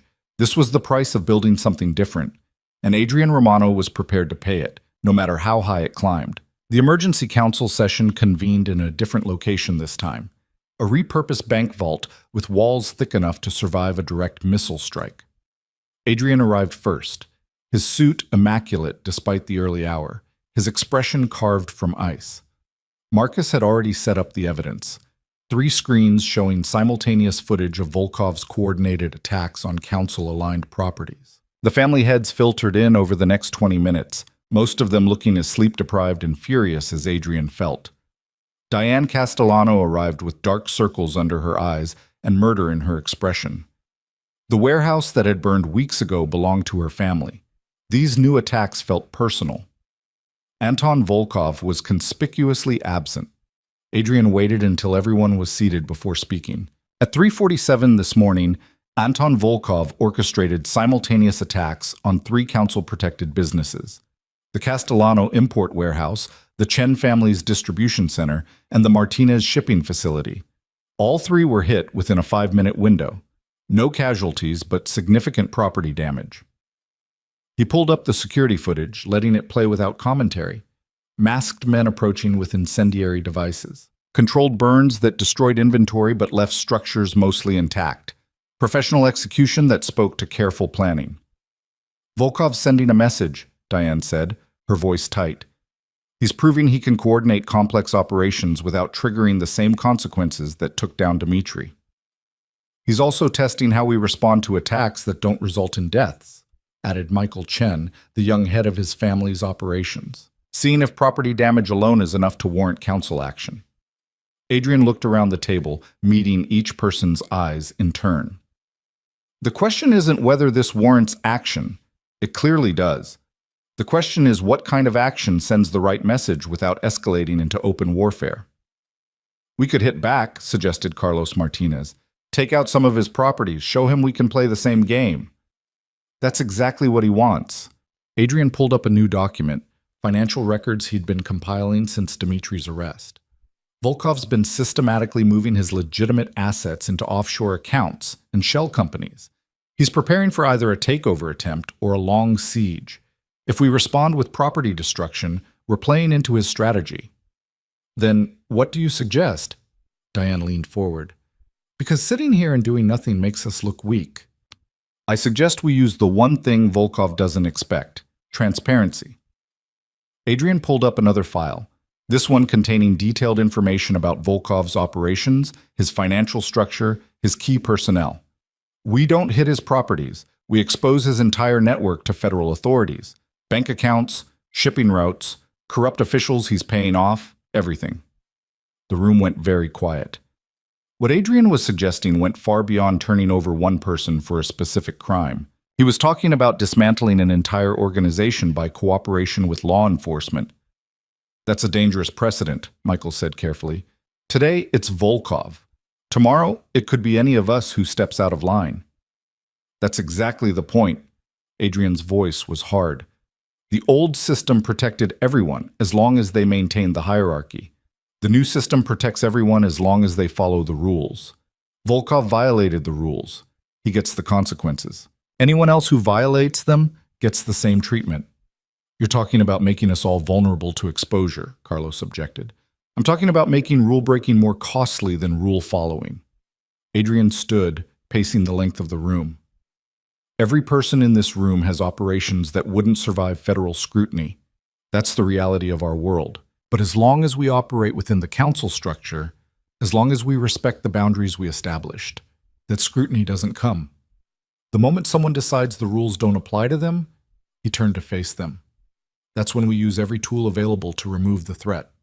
Diane was the first to speak. I vote yes. Volkov attacked 3 of our families. He needs to face real consequences. One by one, the others joined her. Some quickly, some reluctantly, but in the end, the vote was unanimous. Anton Volkov would be exposed, his operations dismantled, his organization handed to federal authorities piece by piece. There's one more thing, Adrian said as people began gathering their belongings. Volkov won't go quietly. He'll retaliate, and the most obvious target is me and my family. The room went still again. Everyone understood what he was really saying, that by being the face of enforcement, by being the one who pushed hardest for consequences, Adrian had painted a target on Clara and Elena. We can provide additional security, Michael offered.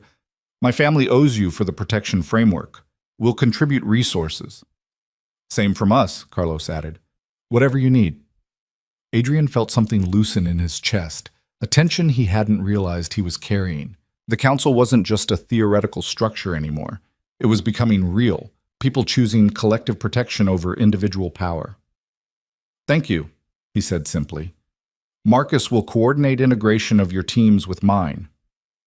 The meeting broke up with unusual efficiency, everyone understanding the urgency. Adrian was the last to leave, standing alone in the vault and staring at Volkov's financial records on the screens. This was the gamble. If it worked, if Volkov's exposure convinced other potential rebels that the cost was too high, then the council structure might actually survive. If it failed, if this triggered a wider conflict, then everything he'd built would collapse. His phone rang, Clara's number. Hey, he answered, trying to sound less exhausted than he felt. Everything okay? Elena's fine, I'm fine. The house is still standing. A pause. But Adrian, there's a car parked at the end of the driveway. It's been there for 20 minutes. Marcus's team checked it out. It's empty. Engine running, no one inside. Adrian's blood went cold. Get to the panic room. Now. Already here. Marcus moved us the moment they spotted it. Claire's voice was steady, but he could hear the fear underneath. What's happening? Volkov's making a move, trying to scare us, probably. Maybe worse. Adrian was already running for his car, Marcus at his heels. Stay in the panic room until I get there. Do not come out for anyone except me or Marcus. Understood? Understood. The drive back to the safe house was the longest 30 minutes of Adrian's life. His mind ran through scenarios: car bomb, distraction for a ground assault, psychological warfare designed to keep them off balance. By the time they cleared the security gates, he'd mentally prepared for all of them. The mysterious car was still there, idling at the end of the drive. Marcus's team had established a perimeter around it, weapons drawn but not yet engaging. Smart. Don't escalate until you know what you're dealing with. Adrian approached on foot, Marcus beside him, both of them moving with the careful precision of people who'd done this too many times to be reckless. The car was a black sedan, windows tinted, nothing distinctive about it. Could be anyone's vehicle. Could be anything inside. Bomb squad's en route, Marcus said quietly. ETA 15 minutes. We don't have 15 minutes. Adrian pulled out his phone, dialed the number that connected directly to the panic room. Clara, I need you to access the security cameras. Do you see anyone approaching the house from any angle? A pause while she checked. No, just your team and the car. Okay, stay put. I'm going to check the vehicle. Adrian, that's insane. Stay put. I love you. He ended the call before she could argue further. Marcus was already pulling on protective gear, the lightweight kind that might stop shrapnel but wouldn't do much against a real explosive. Adrian did the same, moving on autopilot. This was the cost of the life he'd chosen. This was the price of enforcement. They approached the car from opposite sides, weapons drawn. The engine was still running, exhaust visible in the cool morning air. Adrian reached the driver's door first, peered through the tinted window. Empty, just like the security team had said. But on the dashboard, clearly visible, was an envelope. This is a setup, Marcus said. Classic intimidation play. Make us think it's a bomb, turn out to be a message. Or it's both. Adrian tried the door handle. Locked. We need to check the trunk. Marcus circled around, examined the back of the vehicle. Trunk secure, no visible wires or triggers. He pulled out a slim tool, worked the lock with practiced efficiency. The trunk popped open with a soft click. Inside was a single box, wrapped in plain brown paper. No ticking, no wires. Just a box and another envelope. Adrian reached for it, ignoring Marcus's protest. If this was meant to kill him, Volkov would have used something more certain than a random package. This was theater, psychological warfare. The envelope contained a single photograph. Clara, walking through a park with Elena in a stroller. Taken recently, judging by what she was wearing. Taken close enough to show details. Taken by someone who'd been following her without the security team noticing. Adrian's vision tunneled, rage so complete it felt like ice in his veins. Volkov had gotten close to his family, had stalked them, had documented it, and sent it back as proof that he could reach them whenever he wanted. Boss? Marcus's voice was tight. The box. Adrian opened it carefully, his hand steady despite the fury. Inside was Elena's stuffed rabbit, the one that had gone missing from the nursery 2 days ago. They'd thought it had been misplaced in the chaos of daily life, but Volkov had taken it, had been in their home, had been close enough to their daughter to take her toy. The second envelope was tucked beneath the rabbit. Adrian opened it with fingers that wanted to crush and tear. The note was typed, impersonal. The council thinks it can change the rules, but some rules are older than structures, older than votes. You took everything from Dmitri for killing 3 nobodies. I'll take everything from you for killing the old ways, your family, your wife, your daughter. Everything you love becomes leverage. Welcome to the real war. Adrian read it twice, each word carving itself into his consciousness with brutal clarity. Then he pulled out his phone and made a call he'd hoped never to make. This is Adrian Romano. I need to speak to Director Pierce. Tell her it's an emergency and it involves Anton Volkov. The call connected through 3 layers of security before a woman's voice came on the line. Mr. Romano, this is unexpected. Director Pierce, I have evidence that Anton Volkov has committed breaking and entering, stalking, and made credible threats against my family, including my infant daughter. Adrian's voice was flat, professional. I'm prepared to provide you with everything I have on his entire operation in exchange for immediate federal protection for my wife and child. That's quite an offer. What's the catch? No catch. I want Volkov in custody within the hour. I want him charged with everything you can make stick, and I want my family protected while that happens. Adrian looked at the photograph, at Clara's smile captured by a stalker's lens. After that, I'll give you enough evidence to dismantle his organization completely. We'll need to verify the threat is credible. I'm standing next to a car that was left at my property with a stolen item from my daughter's nursery and photographs of my wife being surveilled. How much more credible do you need? A pause. Stay where you are. We'll have a team there in 30 minutes. The FBI arrived with impressive speed, 3 vehicles full of agents who swept the property with professional efficiency. Director Sarah Pierce was a woman in her 50s with sharp eyes and a reputation for taking down organized crime figures who thought they were untouchable. She examined the photograph, the rabbit, the threatening note, with the focused intensity of someone building a case. This is good, she said, photographing everything for evidence. Stalking, breaking, and entering, terrorist threats. We can hold him on this while we build the larger case. How long until you can arrest him? Adrian asked. His location is known. We can have him in custody within 2 hours. She looked up from the evidence. But, Mr. Romano, you understand what you're doing here? Once we arrest Volkov on these charges, once you provide testimony and evidence, you're crossing a line that can't be uncrossed.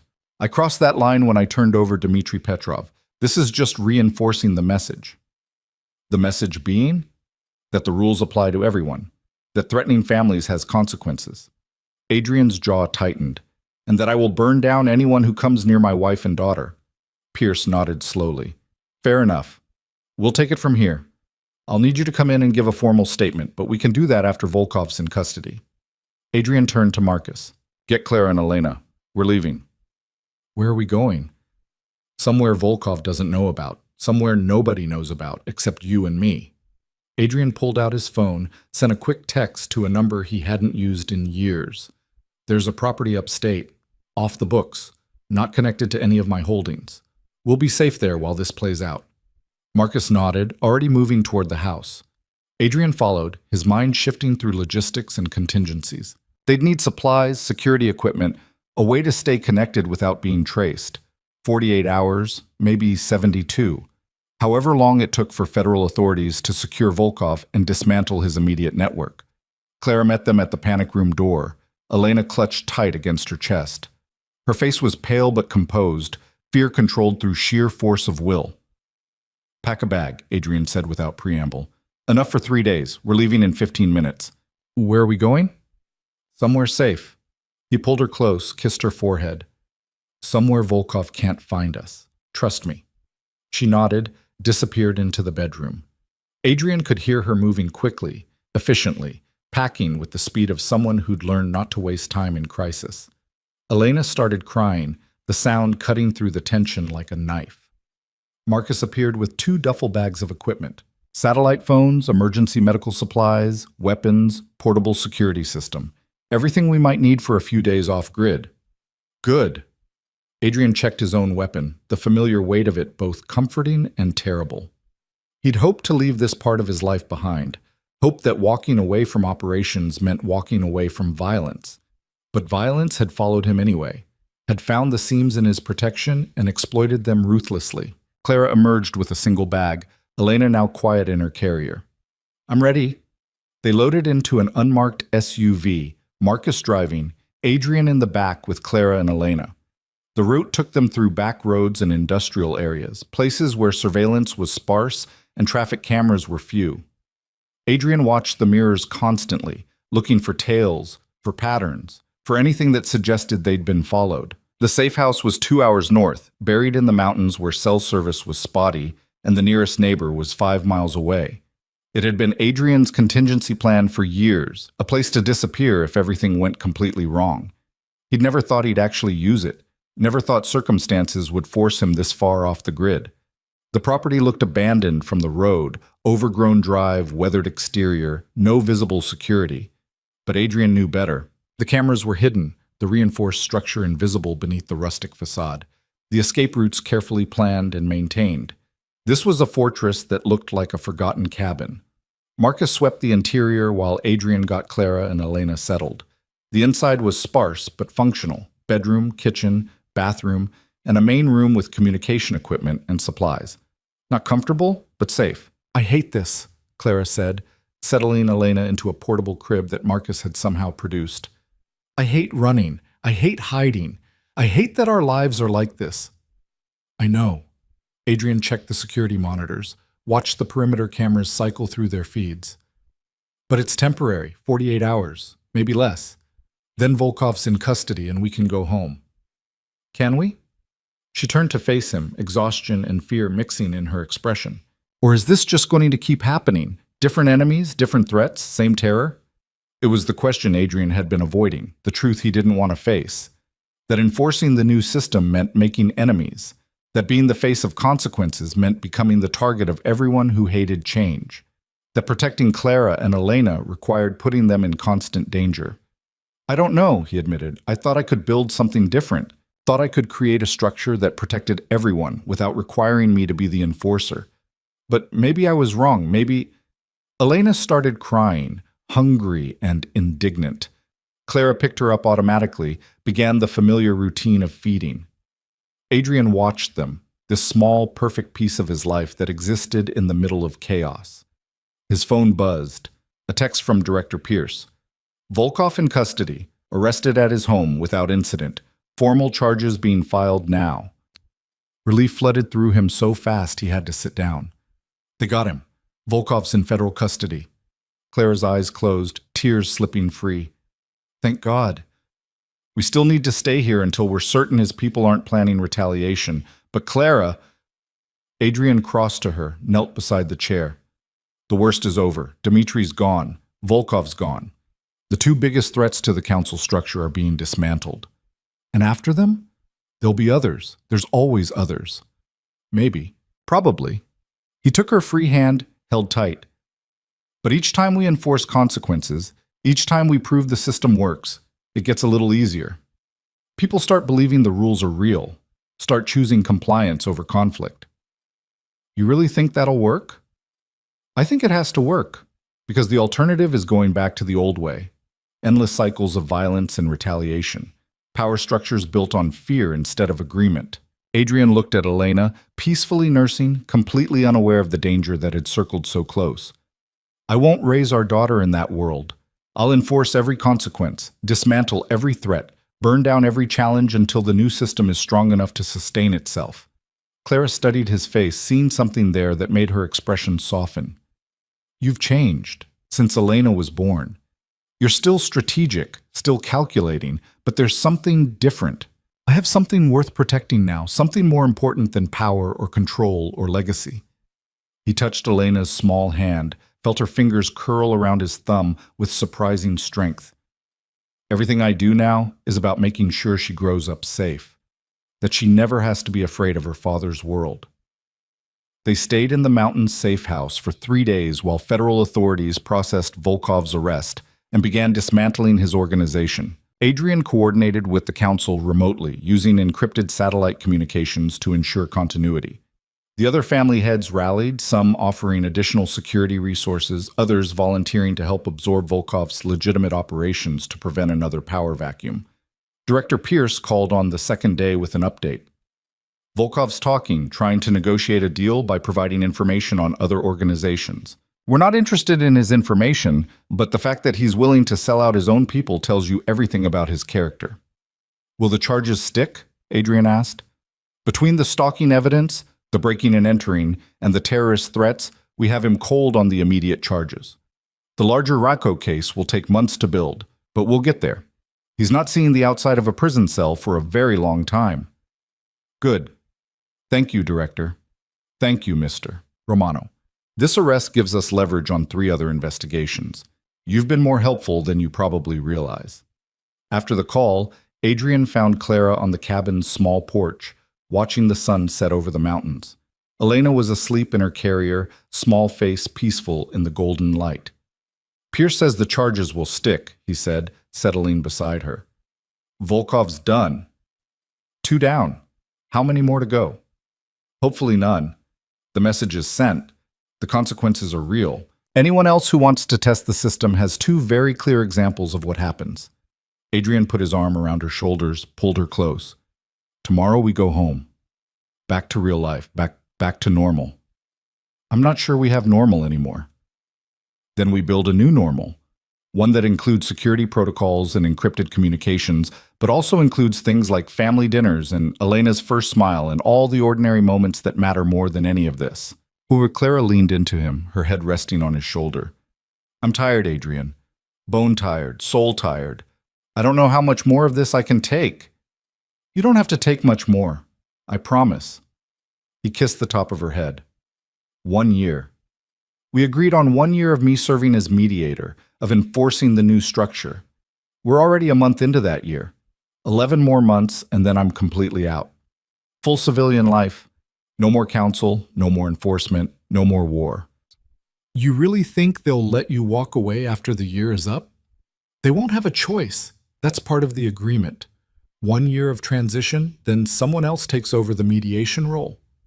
Adrian looked out at the darkening mountains, at the peaceful isolation. I've already started identifying potential replacements. People who believe in the system but don't carry my history. Fresh leadership for a fresh structure. Elena stirred, making small sounds that suggested waking. Clara picked her up, swayed gently. She's going to start teething soon. Dr. Mitchell warned me it could be rough. The shift in topic was deliberate, both of them needing to talk about something ordinary and manageable. Adrian welcomed it, let himself focus on the mundane concerns of parenthood instead of the life and death stakes of the last few weeks. What does that mean exactly? He asked. It means she'll be fussy and in pain and probably won't sleep well. It means we'll be walking her around at 2 a.m. trying to soothe her. It means... Clara smiled slightly. It means normal parenting problems instead of criminal empire problems. I'll take it. Any day of the week, I'll take teething over assassination attempts. They went inside as full darkness fell, securing the cabin for the night. Marcus had returned to the city to coordinate with federal authorities, leaving them alone with the security system and a satellite phone for emergencies. It should have felt isolating, dangerous. Instead, it felt almost peaceful. Adrian made dinner while Clara fed Elena, the domestic routine grounding them both. They ate at the small kitchen table, talking about nothing important. What books they wanted to read, what kind of stroller would work best for hiking, whether Elena would inherit Adrian's dark hair or Clara's lighter coloring. I like this, Clara said as they were cleaning up. Just us. No security teams, no council business, just our family. We can have more of it. After the year is up, we'll be completely private citizens. Maybe we move somewhere quieter, somewhere Elena can grow up without constant surveillance. Like where? I don't know. Somewhere with good schools and low crime and neighbors who've never heard the name Romano. Adrian put away the last dish, turned to face her. Somewhere we can be boring and ordinary and anonymous. That sounds like heaven. Elena started crying, the sharp sound of hunger rather than distress. Clara picked her up, began the familiar dance of nighttime feeding. Adrian watched them, his wife and daughter, and felt something settle in his chest. Purpose, direction. The absolute certainty that everything he was doing, every risk, every conflict, every brutal decision was worth it for this. His phone buzzed. A message from Diane. Council vote tomorrow on Volkov's territory distribution. Your presence requested but not required. Adrian typed back. I'll be there. Time? 2 p.m., same location as last meeting. He showed Clara the message. I need to be at a council meeting tomorrow afternoon, just to vote on how Volkov's operations get redistributed. Shouldn't take more than a couple hours. Her expression tightened, but she nodded. Okay, just be careful. Always. That night they slept in the cabin's single bedroom, Elena's portable crib beside the bed. Adrian woke every few hours, his body still programmed for threat assessment, checking the security feeds and the perimeter alarms. Everything stayed quiet, peaceful. The kind of night that felt too good to trust. But morning came without incident, sunlight streaming through the windows, Elena's cheerful babbling announcing her hunger in the new day. They packed up slowly, both reluctant to leave the isolation and return to the complicated reality of their actual lives. The drive back to the city felt longer than the drive out. Adrian watched Clara in the rearview mirror, saw her staring out the window with Elena asleep against her chest. The weight of everything they'd been through showed in the lines around her eyes, the tension in her shoulders. "We're going to be okay," he said quietly. She met his eyes in the mirror. "Promise?" "Promise. Whatever it takes, however long it takes, we're going to build the life we want." But the council meeting that afternoon was anticlimactic compared to the drama of the previous weeks. Volkov's legitimate operations were divided among the families who'd lost property in his attacks, reparations paid in business assets rather than cash. The vote was unanimous, efficient, almost boring in its lack of conflict. Afterward, Diane pulled Adrian aside. "It's working. People are starting to believe the system can actually function." "Don't sound so surprised." "I'm not surprised. I'm relieved." She glanced around the emptying room. "There's talk about making the mediator position permanent. Not you specifically, but having someone in that role ongoing instead of just for transition. That's good. That's the structure becoming self-sustaining." "It is. But Adrian," Diane's expression turned serious, "you need to start training your replacement soon. Because if you try to stay past the agreed year, people are going to see it as a power grab. The system only works if you actually step back when you said you would." "I know. I'm already working on it." "Good. Because I'd hate to see everything we built fall apart because you couldn't let go." The words stung, but Adrian recognized the truth in them. He'd created this structure, but he couldn't be the one to run it forever. The whole point was to build something that didn't require his constant presence, his constant enforcement, his constant willingness to be the villain. He drove home thinking about succession, about training, about what it would mean to truly walk away from power after spending 15 years building it. The house came into view, secure and peaceful, Marcus's team visible at their posts. Clara met him at the door, Elena in her arms. "How did it go?" "Good, quiet, boring." He kissed them both. "Exactly what we need." That evening, Adrian sat in his office while Clara put Elena to bed and started making a list of potential mediator candidates. People with the right combination of strategic thinking and diplomatic skills. People who understood the old world but believed in the new system. People who could enforce consequences without enjoying the power. It was a short list, but it was a start. 11 more months. 11 more months of enforcement and mediation and proving the structure could work. Then he'd hand it over to someone else and walk away for real this time.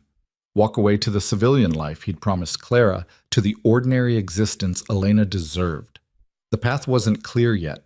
The future wasn't certain, but for the first time since signing those divorce papers 8 months ago, Adrian Romano could see a version of tomorrow that included peace instead of war, partnership instead of isolation, family instead of empire. And that, more than any power he'd ever held, felt like victory. 3 weeks after Volkov's arrest, Clara woke to the sound of Elena crying and sunlight streaming through windows that no longer felt like observation points for potential threats. The security team was still there, still vigilant, but something had shifted. The house felt less like a fortress and more like a home. She found Adrian in the nursery, already changed and holding Elena against his shoulder, swaying gently while humming something tuneless. He'd gotten better at this, the early morning comfort, the instinctive response to their daughter's needs. He looked up when Clara appeared in the doorway, smiled with the kind of unguarded warmth he rarely showed anyone else. "She's teething," he said quietly. "I can feel the bumps on her gums." Dr. Mitchell said it would start soon. Clara moved to them, touched Elena's flushed cheek.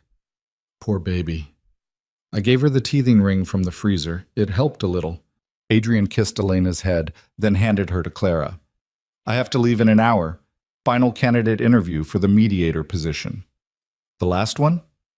Clara settled into the rocking chair, Elena already rooting for breakfast. "Yeah. Thomas Brennan.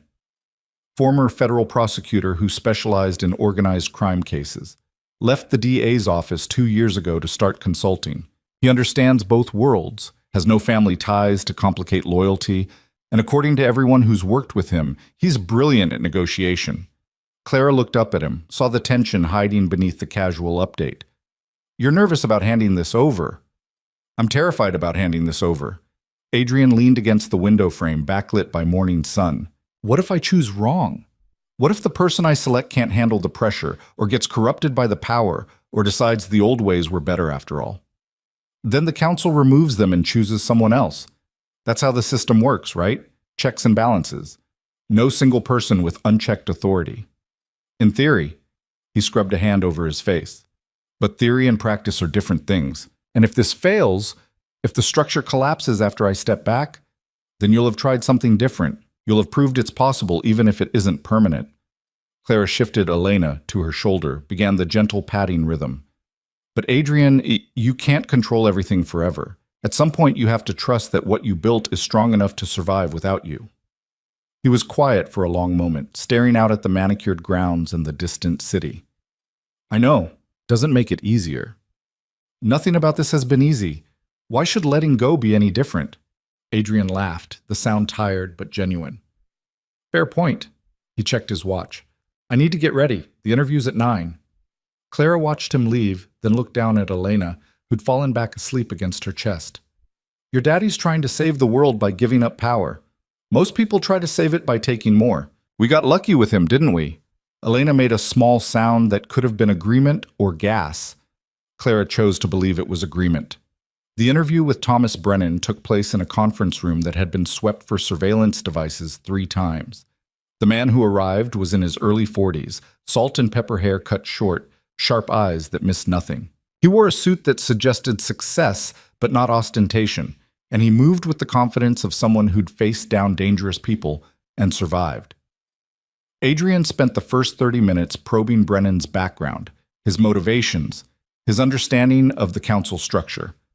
The man's answers were thoughtful and direct. No diplomatic hedging or political maneuvering. "I'm not interested in power for its own sake," Brennan said when Adrian asked about his intentions. "I spent 10 years prosecuting people who used power to hurt others. The work was important, but ultimately Sisyphean. Put one person away, 3 more take their place. Your council structure offers something different, a way to create accountability from the inside rather than imposing it from the outside. And you think that can work?" "I think it's already working. Dmitry Petrov and Anton Volkov are both in federal custody because their own organization turned on them for breaking agreed-upon rules. That's unprecedented. Usually, we have to build cases from the outside while everyone inside circles the wagons." Adrian pulled up the council's operational framework on his laptop, turned it so Brennan could see. The mediator's role is to interpret disputes, recommend consequences, and maintain the balance between families. No operational authority, no ability to make unilateral decisions, just arbitration and advocacy, which requires someone the families trust to be fair. Brennan studied the framework carefully. Someone without personal stakes in the outcomes. Exactly. Which is why I can't keep doing it. I have too much history, too many relationships, too many people who see me as either an ally or a threat. Adrian closed the laptop. "You're a neutral party. Former law enforcement, which gives you credibility on consequences. No family connections, which removes bias. And your record suggests you understand how to navigate complex power dynamics. You're offering me the position. I'm offering you the opportunity to prove you're the right choice. 3 months working alongside me, learning the families, understanding the conflicts, building relationships. Then, if the council approves and you still want it, the position is yours." Adrian met Brennan's eyes directly. "This isn't ceremonial. The threats are real. The stakes are life and death, and you'll be making decisions that could save or destroy people depending on how well you judge situations." Brennan was quiet for a moment, considering. "What happens to you after the transition?" "I become a private citizen, full civilian life. The council has my contact information for emergencies, but otherwise I'm out completely." Adrian felt the weight of that statement, the finality. "My wife and daughter deserve a life where their safety isn't constantly threatened by my professional obligations. This is how I give them that. Most people in your position would find a way to maintain control while appearing to step back." Most people in my position don't have a 3-week-old daughter who was born while armed mercenaries were trying to break down the door. Adrian's voice went hard. I'm not interested in maintaining control. I'm interested in building something sustainable and then getting the hell out before it costs me everything that matters. Brennan nodded slowly. When would you want me to start? Tomorrow, if you're willing. I'm willing.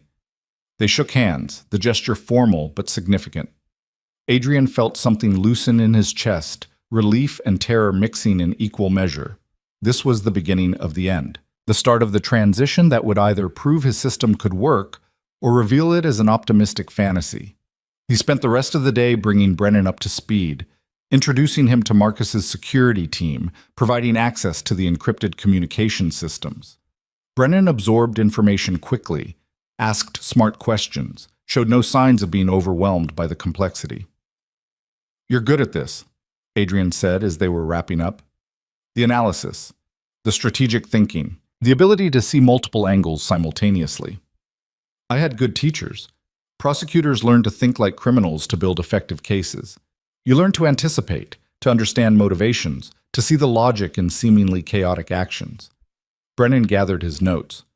Your council structure makes sense because it aligns incentives correctly. Following the rules costs less than breaking them. That's sustainable in a way that pure fear-based control never is. Adrian walked him to his car, making sure security logged the departure properly. When he returned to the house, Clara was waiting in the living room with Elena. How did it go? She asked. Good. Really good, actually. He starts tomorrow. Adrian dropped onto the couch beside her, suddenly exhausted. 3 months of training and then I'm out. How do you feel about that? Like I'm jumping off a cliff and hoping the parachute opens. He pulled Clara against his side, careful not to jostle Elena, but also relieved, like maybe this might actually work. Elena chose that moment to spit up on Clara's shoulder, the timing so perfect they both started laughing. Ordinary parenting chaos interrupting the life and death stakes. Adrian grabbed a burp cloth, helped Clara clean up, feeling the normalcy of it settle over him like armor. She has impeccable timing, Clara said, wiping Elena's chin. She has your sense of dramatic timing. Adrian took Elena, held her against his chest. And hopefully my strategic thinking. Combined, she'll be unstoppable. That's a terrifying thought. The next 3 months blurred into a routine of careful transition. Brennan shadowed Adrian through council meetings, mediation sessions, conflict resolutions. He met with each family head individually, building relationships, establishing credibility. The man was a natural diplomat, able to listen without judgment while maintaining clear boundaries. Adrian watched him work with a mixture of pride and anxiety. This was what he'd hoped for, someone capable of taking over without requiring his constant involvement. But letting go meant accepting that he couldn't control outcomes anymore. Couldn't guarantee that every decision would align with his vision. You're hovering, Clara said one evening as Adrian paced the living room while Brennan handled a minor territorial dispute over phone. He can manage a simple mediation without your supervision. I know that intellectually. Adrian stopped at the window, watched the security patrol make its rounds. But what if what? What if he makes a different choice than you would? What if his solution doesn't match your preferred approach?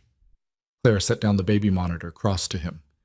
Adrian, the whole point of this system is that no single person's preferences dominate. Brennan's going to do things differently than you. That's good. That's healthy. What if differently means worse? Then the council corrects it. That's what the structure is for. She took his hands, grounded him with touch. You're going to drive yourself crazy if you keep second-guessing every decision. At some point, you have to trust the system you built. He knew she was right, knew that his need to control outcomes was the exact thing that made him unsuitable for permanent mediation. But knowing and accepting were different things. Elena started crying upstairs, her distinctive hungry wail cutting through the conversation. Clara glanced at the monitor. Your turn? I fed her last time. Adrian headed upstairs, grateful for the distraction. Elena was standing in her crib. When had she learned to pull herself up, her face red with indignation? He picked her up, changed her efficiently, then settled into the rocking chair with a bottle. She drank with single-minded determination, her small hands gripping his finger. 4 months old now, becoming more of a person every day. She smiled when he talked to her, laughed at his terrible faces, tracked him with her eyes whenever he entered a room. "Your mom thinks I'm being controlling," he told her quietly. "She's probably right. I'm not good at trusting other people to do important things. Always feels safer to handle it myself." Elena paused drinking, looked up at him with dark eyes that were becoming more like Clara's every day. "But here's the thing. If I don't let go, if I keep holding on to control, then all of this was for nothing. The council, the new rules, the whole structure, it only matters if it can survive without me. Otherwise, it's just another power play dressed up in better language." Elena went back to her bottle, unimpressed by his crisis of faith. "You're going to grow up in a different world than I did," Adrian continued. "One where family doesn't mean you're automatically involved in questionable business. Where your safety doesn't depend on your father's ability to instill fear. Where being a Romano means something other than violence and power." He pulled the empty bottle away, lifted her to his shoulder for burping. "That's the promise I made to your mother. That's the promise I'm making to you. Whatever it takes. However hard it is."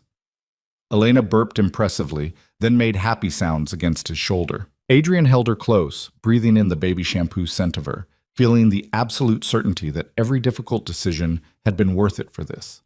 The formal transition happened on a gray morning in late autumn, exactly 1 year after the council structure had been established.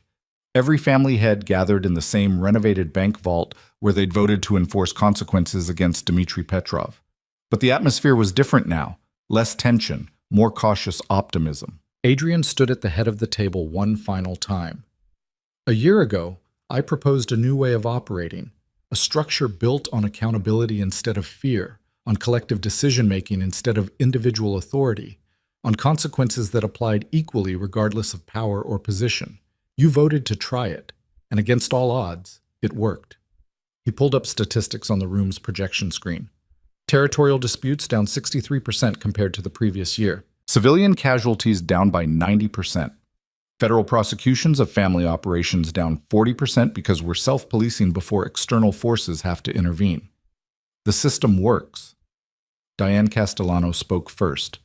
"Because you made it work. You enforced consequences when it would have been easier to look the other way. You turned over people who'd been allies because they violated the rules. You prioritized the structure over personal relationships, which is exactly why I can't continue as mediator." Adrian's voice was steady. "The position requires neutrality I no longer have. Too many of you see me as either the person who protected you or the person who destroyed your enemies. That's not neutral. That's not sustainable." He gestured to Brennan, who stood at the side of the room. "Thomas Brennan has spent 3 months learning this system, building relationships with your families, understanding the nuances of the conflicts we manage. He's former federal law enforcement, which gives him credibility on consequences without the baggage of family loyalty. And most importantly, he believes in the structure we built." Brennan stepped forward, professional and confident. "I'm not Adrian Romano. I don't have his history or his relationships or his reputation. What I have is a commitment to making this system work, to arbitrating disputes fairly, to recommending consequences consistently, to maintaining the balance that makes collective governance possible." The room was quiet as families considered. Adrian had spent the last month individually lobbying for Brennan's approval, using every relationship he'd built to advocate for the transition. But the final decision belonged to the council. Michael Chen raised his hand. "I vote to confirm Thomas Brennan as mediator." One by one, the others followed. Some quickly, some after visible deliberation. But in the end, the vote was unanimous. Brennan was officially the council's new mediator. Adrian felt the weight lift from his shoulders so suddenly he almost staggered. It was done. The transition was complete. He was officially out. "Thank you," he said simply, "for trusting the process, for committing to something different, for proving that change is possible even in our world." Diane approached as people were filing out. "You did something remarkable here. You know that, right?" "We did something remarkable. I just started it." Adrian shook her hand, the gesture formal but warm. "Take care of him. Help him succeed. The system only works if everyone's invested in its success." "We will, because we want it to work." She paused at the door. "What will you do now? In civilian life?" "Honestly, I have no idea. but I'm looking forward to finding out. Clara was waiting when he got home, Elena playing on a blanket on the living room floor. She looked up when Adrian entered, her expression hopeful and nervous. "It's done," he said. "Brennan's confirmed. I'm officially retired." Clara stood, crossed to him, wrapped her arms around him tight. "How do you feel?" "Terrified. Relieved. Free." He held her close, breathing in the familiar comfort. "Like I just stepped off a cliff and discovered I can fly. Or maybe you just discovered the cliff wasn't as high as you thought." Clara pulled back, looked at him with eyes that knew him too well. "What now?" "Now we figure out what normal looks like. Real normal. Not crisis management normal or temporary peace normal. Actual boring civilian normal." Elena made a demanding sound from her blanket, reaching up with small hands. Adrian picked her up, settled her on his hip. She grabbed his collar, babbling in the mostly nonsense way of 4-month-olds. "Hear that?" he said to Clara. "She's already giving me advice on retirement planning. She's probably telling you to sleep more. She's very wise that way." The next few weeks were a careful experiment in ordinary life. Adrian went through his phone and deleted every contact that connected to the old world. Every number, every encrypted app, every connection to the system he'd helped build. Marcus stayed on as head of personal security, but the rest of the tactical team transitioned to council oversight. The house became quieter. Less traffic from business meetings and strategy sessions, more space for things like family dinners and Elena's increasingly animated interactions with the world. Adrian discovered he enjoyed cooking, the precise measurements and timing scratching the same itch as strategic planning, but with less lethal stakes. Clara watched the transformation with cautious optimism. "You seem different. Lighter, somehow." "I feel different. Like I've been carrying weight for so long, I forgot what it felt like to stand up straight." Adrian was chopping vegetables for dinner, Elena and her bouncer on the counter where she could watch. "The first week I kept waiting for an emergency call, some crisis that would pull me back in. But it never came. Brennan's handling everything. How does that make you feel?"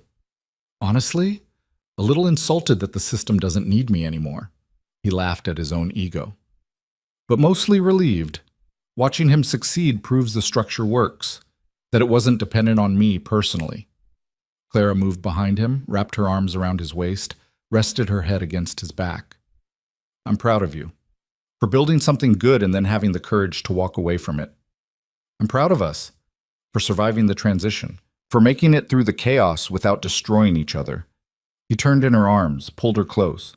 For choosing to try again instead of accepting that distance was safer.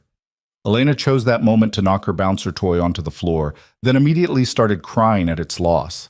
They both laughed, the domestic interruption perfectly timed. "That's our cue," Clara said, retrieving the toy. Crisis management of the infant variety. Dinner was chaotic in the best way. Elena demanding attention, Clara recounting funny moments from her day, Adrian burning the rice because he got distracted making silly faces at their daughter. It was messy and imperfect, and absolutely nothing like the controlled precision of his previous life. It was perfect. That night, after Elena was asleep and the kitchen was clean, Adrian found Clara in their bedroom looking at her laptop. "What are you doing?" "Looking at houses." She turned the screen so he could see. "Smaller cities, good school districts, places where nobody knows who we are." Adrian sat beside her, scrolled through the listings. Suburban homes with yards and good lighting, normal houses for normal families. "You're serious about moving?" "I'm serious about starting over, really starting over, not just pretending to be civilians while living in a fortress with armed guards." Clara met his eyes. "Don't you want that? A place where Elena can play outside without security protocols? Where we can have neighbors and backyard barbecues and all the boring ordinary things?" "I want that more than almost anything." He closed the laptop gently. "But Clara, the threats don't completely disappear just because I retired. There are still people who remember what I did, who might hold grudges." "I know. Marcus already gave me the speech about maintaining basic security protocols even after relocation." Clara took his hand. "But there's a difference between reasonable precaution and living like we're under siege. I want reasonable precaution. I want to raise Elena somewhere she can be a kid instead of a potential target." "Then let's do it. Find the right place and we'll move." Adrian squeezed her hand. Fresh start, new town, different life. Clara's smile was the first genuinely unguarded one he'd seen in months. Yeah? Yeah, we'll keep this house as a backup, maintain minimal security, but our primary residence can be somewhere normal, somewhere we can disappear into ordinary life. They started seriously looking the next week. Clara would send him listings during the day, and they'd discuss them over dinner, talking about school districts and commute times, and whether the kitchen was big enough for the cooking Adrian had suddenly developed an interest in. Elena hit 5 months and became increasingly mobile, rolling over with determination and grabbing everything within reach. She laughed more now, deep belly laughs when Adrian made ridiculous sounds or Clara played peekaboo. She was becoming a person with preferences and personality, and watching it happen was the most fascinating thing either of them had ever experienced. She's going to be trouble, Clara said one evening, watching Elena determinedly try to grab her own feet. Look at that focus. That's your strategic planning combined with my stubbornness. We're doomed, Adrian agreed, absolutely doomed. But he was smiling when he said it. Happiness settled deep in his bones. They found the right house in a town 2 hours north, a place called Riverside Mills that had good schools and a low crime rate and absolutely no connection to Adrian's previous life. The house itself was modest by their current standards. 3 bedrooms, a yard with mature trees, a kitchen that needed updating but had good bones. It's perfect, Clara said during their third walkthrough. It's exactly what I pictured. Adrian stood in the empty living room, imagining their furniture here, imagining Elena learning to walk on these floors, imagining ordinary mornings and quiet evenings and all the mundane moments that made up a life. Let's make an offer. The sale went through quickly, cash purchase under Clara's maiden name to avoid any connection to Romano Holdings. They spent 2 weeks moving essentials, setting up security that was thorough but invisible, establishing themselves in the community as a young family, relocating for work. Their new neighbors were friendly but not intrusive. A retired teacher on one side, a young couple with a toddler on the other. People who waved when they saw you but didn't ask probing questions about your background. This is weird, Adrian said their first night in the new house, lying in bed and listening to the unfamiliar sounds of a different neighborhood. Good weird, but weird. You'll get used to it. Clara was curled against his side, one hand resting on his chest. We both will. This is what normal feels like. Elena woke crying at 2 a.m., and Adrian got up to feed her, moving through the new house by memory that wasn't quite established yet. He settled in the nursery's rocking chair, Elena drinking her bottle with drowsy determination. Welcome to your new home, he told her quietly. Your mom and I did some questionable things to make sure you could grow up here safely. But you don't need to worry about that. You just get to be a kid, get to have friends, and go to good schools, and never wonder if your father's work is going to put you in danger. Elena's eyes were already drifting closed, milk-drunk and peaceful. Adrian finished feeding her, changed her diaper, put her back in the crib with the gentleness of practice. Then he stood there watching her sleep, feeling the absolute certainty that every difficult decision had led to this moment. The first few months in Riverside Mills were an adjustment. Adrian had to learn how to fill his days without the structure of council business and strategic planning. He took up running, discovered he enjoyed the meditative quality of it. He read books that had nothing to do with power dynamics or organizational structure. He learned to be present instead of constantly planning 3 moves ahead. Clara went back to school part-time, taking online courses in early childhood education, something she'd always been interested in but never had time for. Elena hit 6 months and started eating solid foods, which turned every meal into an adventure in mess management. They made friends with the couple next door, Mike and Sarah, whose daughter Lily was a year older than Elena. Started having casual dinners together, the kind where kids played on blankets while adults talked about normal things like home repair and local politics. This is nice, Sarah said one evening, watching the girls babble at each other. You guys settling in okay? Better than okay, Clara said, and meant it. This is exactly what we needed. Adrian caught her eye across the room, saw the contentment there, the peace that had been missing for so long. He felt it too. The absence of constant threat assessment, the ability to focus on immediate concerns instead of potential dangers 3 moves out. Marcus called once a month with security updates, brief check-ins to make sure everything was stable. The calls got shorter each time as the months passed without incident. The old world was moving on without Adrian, the council structure functioning exactly as designed. Brennan's doing well, Marcus reported during one call. Settled a major territorial dispute last week without any violence. The families are starting to really trust the system. Good.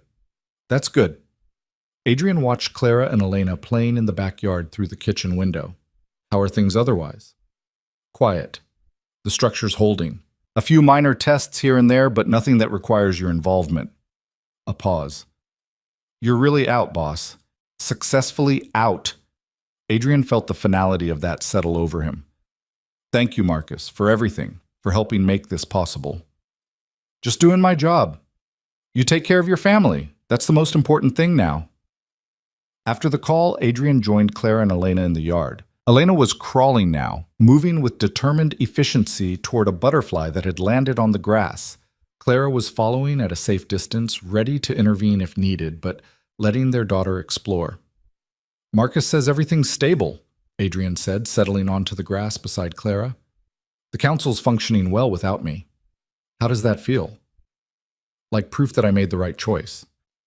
He pulled Clara against him, both of them watching Elena discover the world one grass blade at a time. Like maybe we actually pulled this off. Elena reached the butterfly, which flew away at her approach.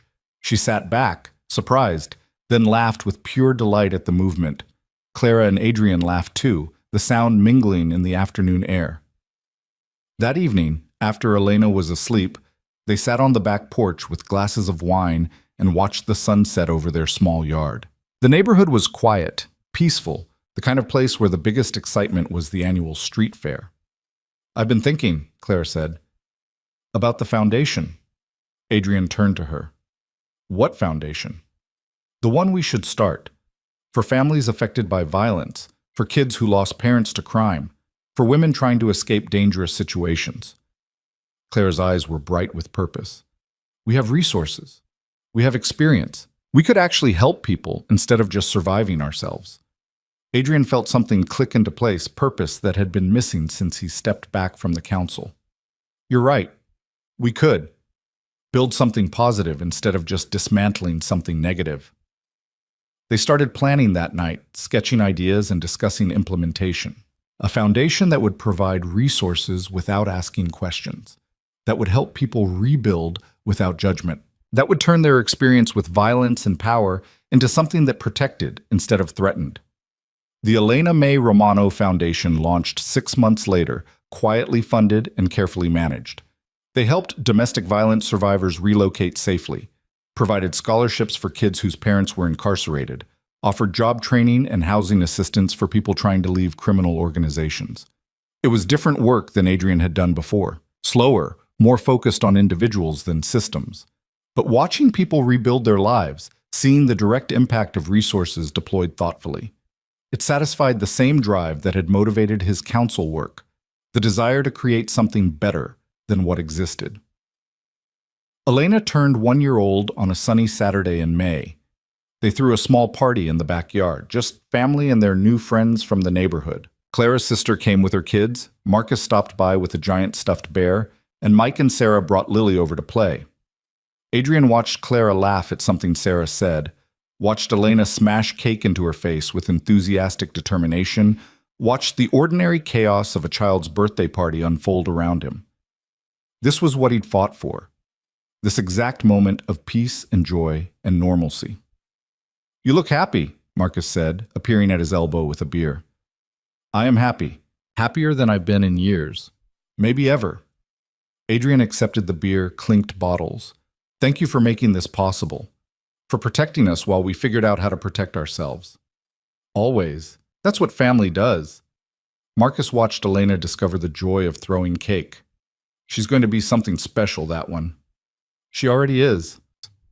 As the sun set on Elena's first birthday, as Clara put their exhausted, cake-covered daughter to bed, as Adrian cleaned up the backyard with the satisfied tiredness of good exhaustion, he felt the absolute certainty that they'd made it, had survived the transition from his old life to this new one, had built something worth keeping.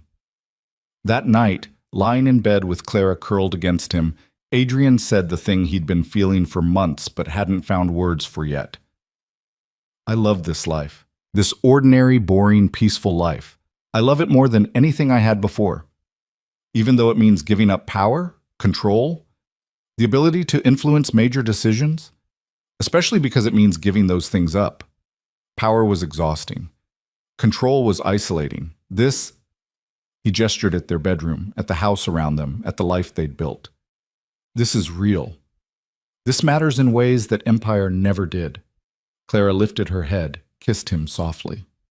I love you for choosing this, for choosing us. I love you too, for giving me the chance to choose differently.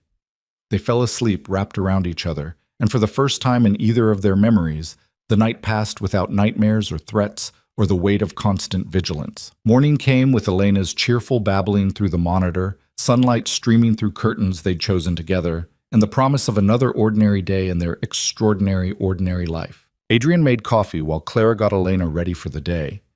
They ate breakfast as a family, discussing nothing more important than whether they should go to the park or the library. Elena voted for the park by throwing her sippy cup enthusiastically toward the door. Park it is, Adrian said, catching the cup before it hit the floor. Democracy in action. They walked the 3 blocks to the neighborhood park, Elena in her stroller until she saw the swings and demanded to be released. Adrian pushed her gently while Clara took pictures, capturing the joy on their daughter's face as she experienced the simple pleasure of movement and height. This was the victory, not the council structure or the successful transition or even the foundation helping people rebuild. The real victory was this moment, this morning, this life where the biggest concern was whether Elena would nap before lunch. Adrian Romano had ruled through fear and strategy and carefully calculated consequences. He'd built an empire, dismantled it, and rebuilt something different in its place. He turned over allies and made enemies and enforced rules that cost him relationships. But in the end, the thing he was proudest of wasn't the system he'd created or the change he'd forced into existence. It was this: a sunny morning in a park with his wife and daughter, completely anonymous and perfectly happy. He'd learned that power wasn't what you could destroy. It was what you protected and kept. And standing there, watching Elena laugh as he pushed her swing higher, Adrian understood that he'd finally found the thing worth protecting with everything he had. Not an empire, not a system, not even a legacy. Just this, just family, just love, just the ordinary miracle of being someone's father, someone's husband, someone who came home every night to people who needed him for reasons that had nothing to do with power or strategy or control. The war had ended not with violence or dominance or even justice. It had ended with a choice to value peace over power, partnership over isolation, and presence over influence. And as Elena demanded, "Higher, Daddy, higher," and Clara laughed at both of them, Adrian Romano felt something he'd never expected to feel: complete. The phone in his pocket stayed silent. The threats didn't materialize. The old world kept turning without him. And for the first time in his adult life, Adrian was exactly where he wanted to be, doing exactly what mattered most with exactly the people who made it all worthwhile. The victory wasn't in the war he'd won. It was in the peace he'd chosen. And that peace, hard fought and carefully built, was finally, beautifully real.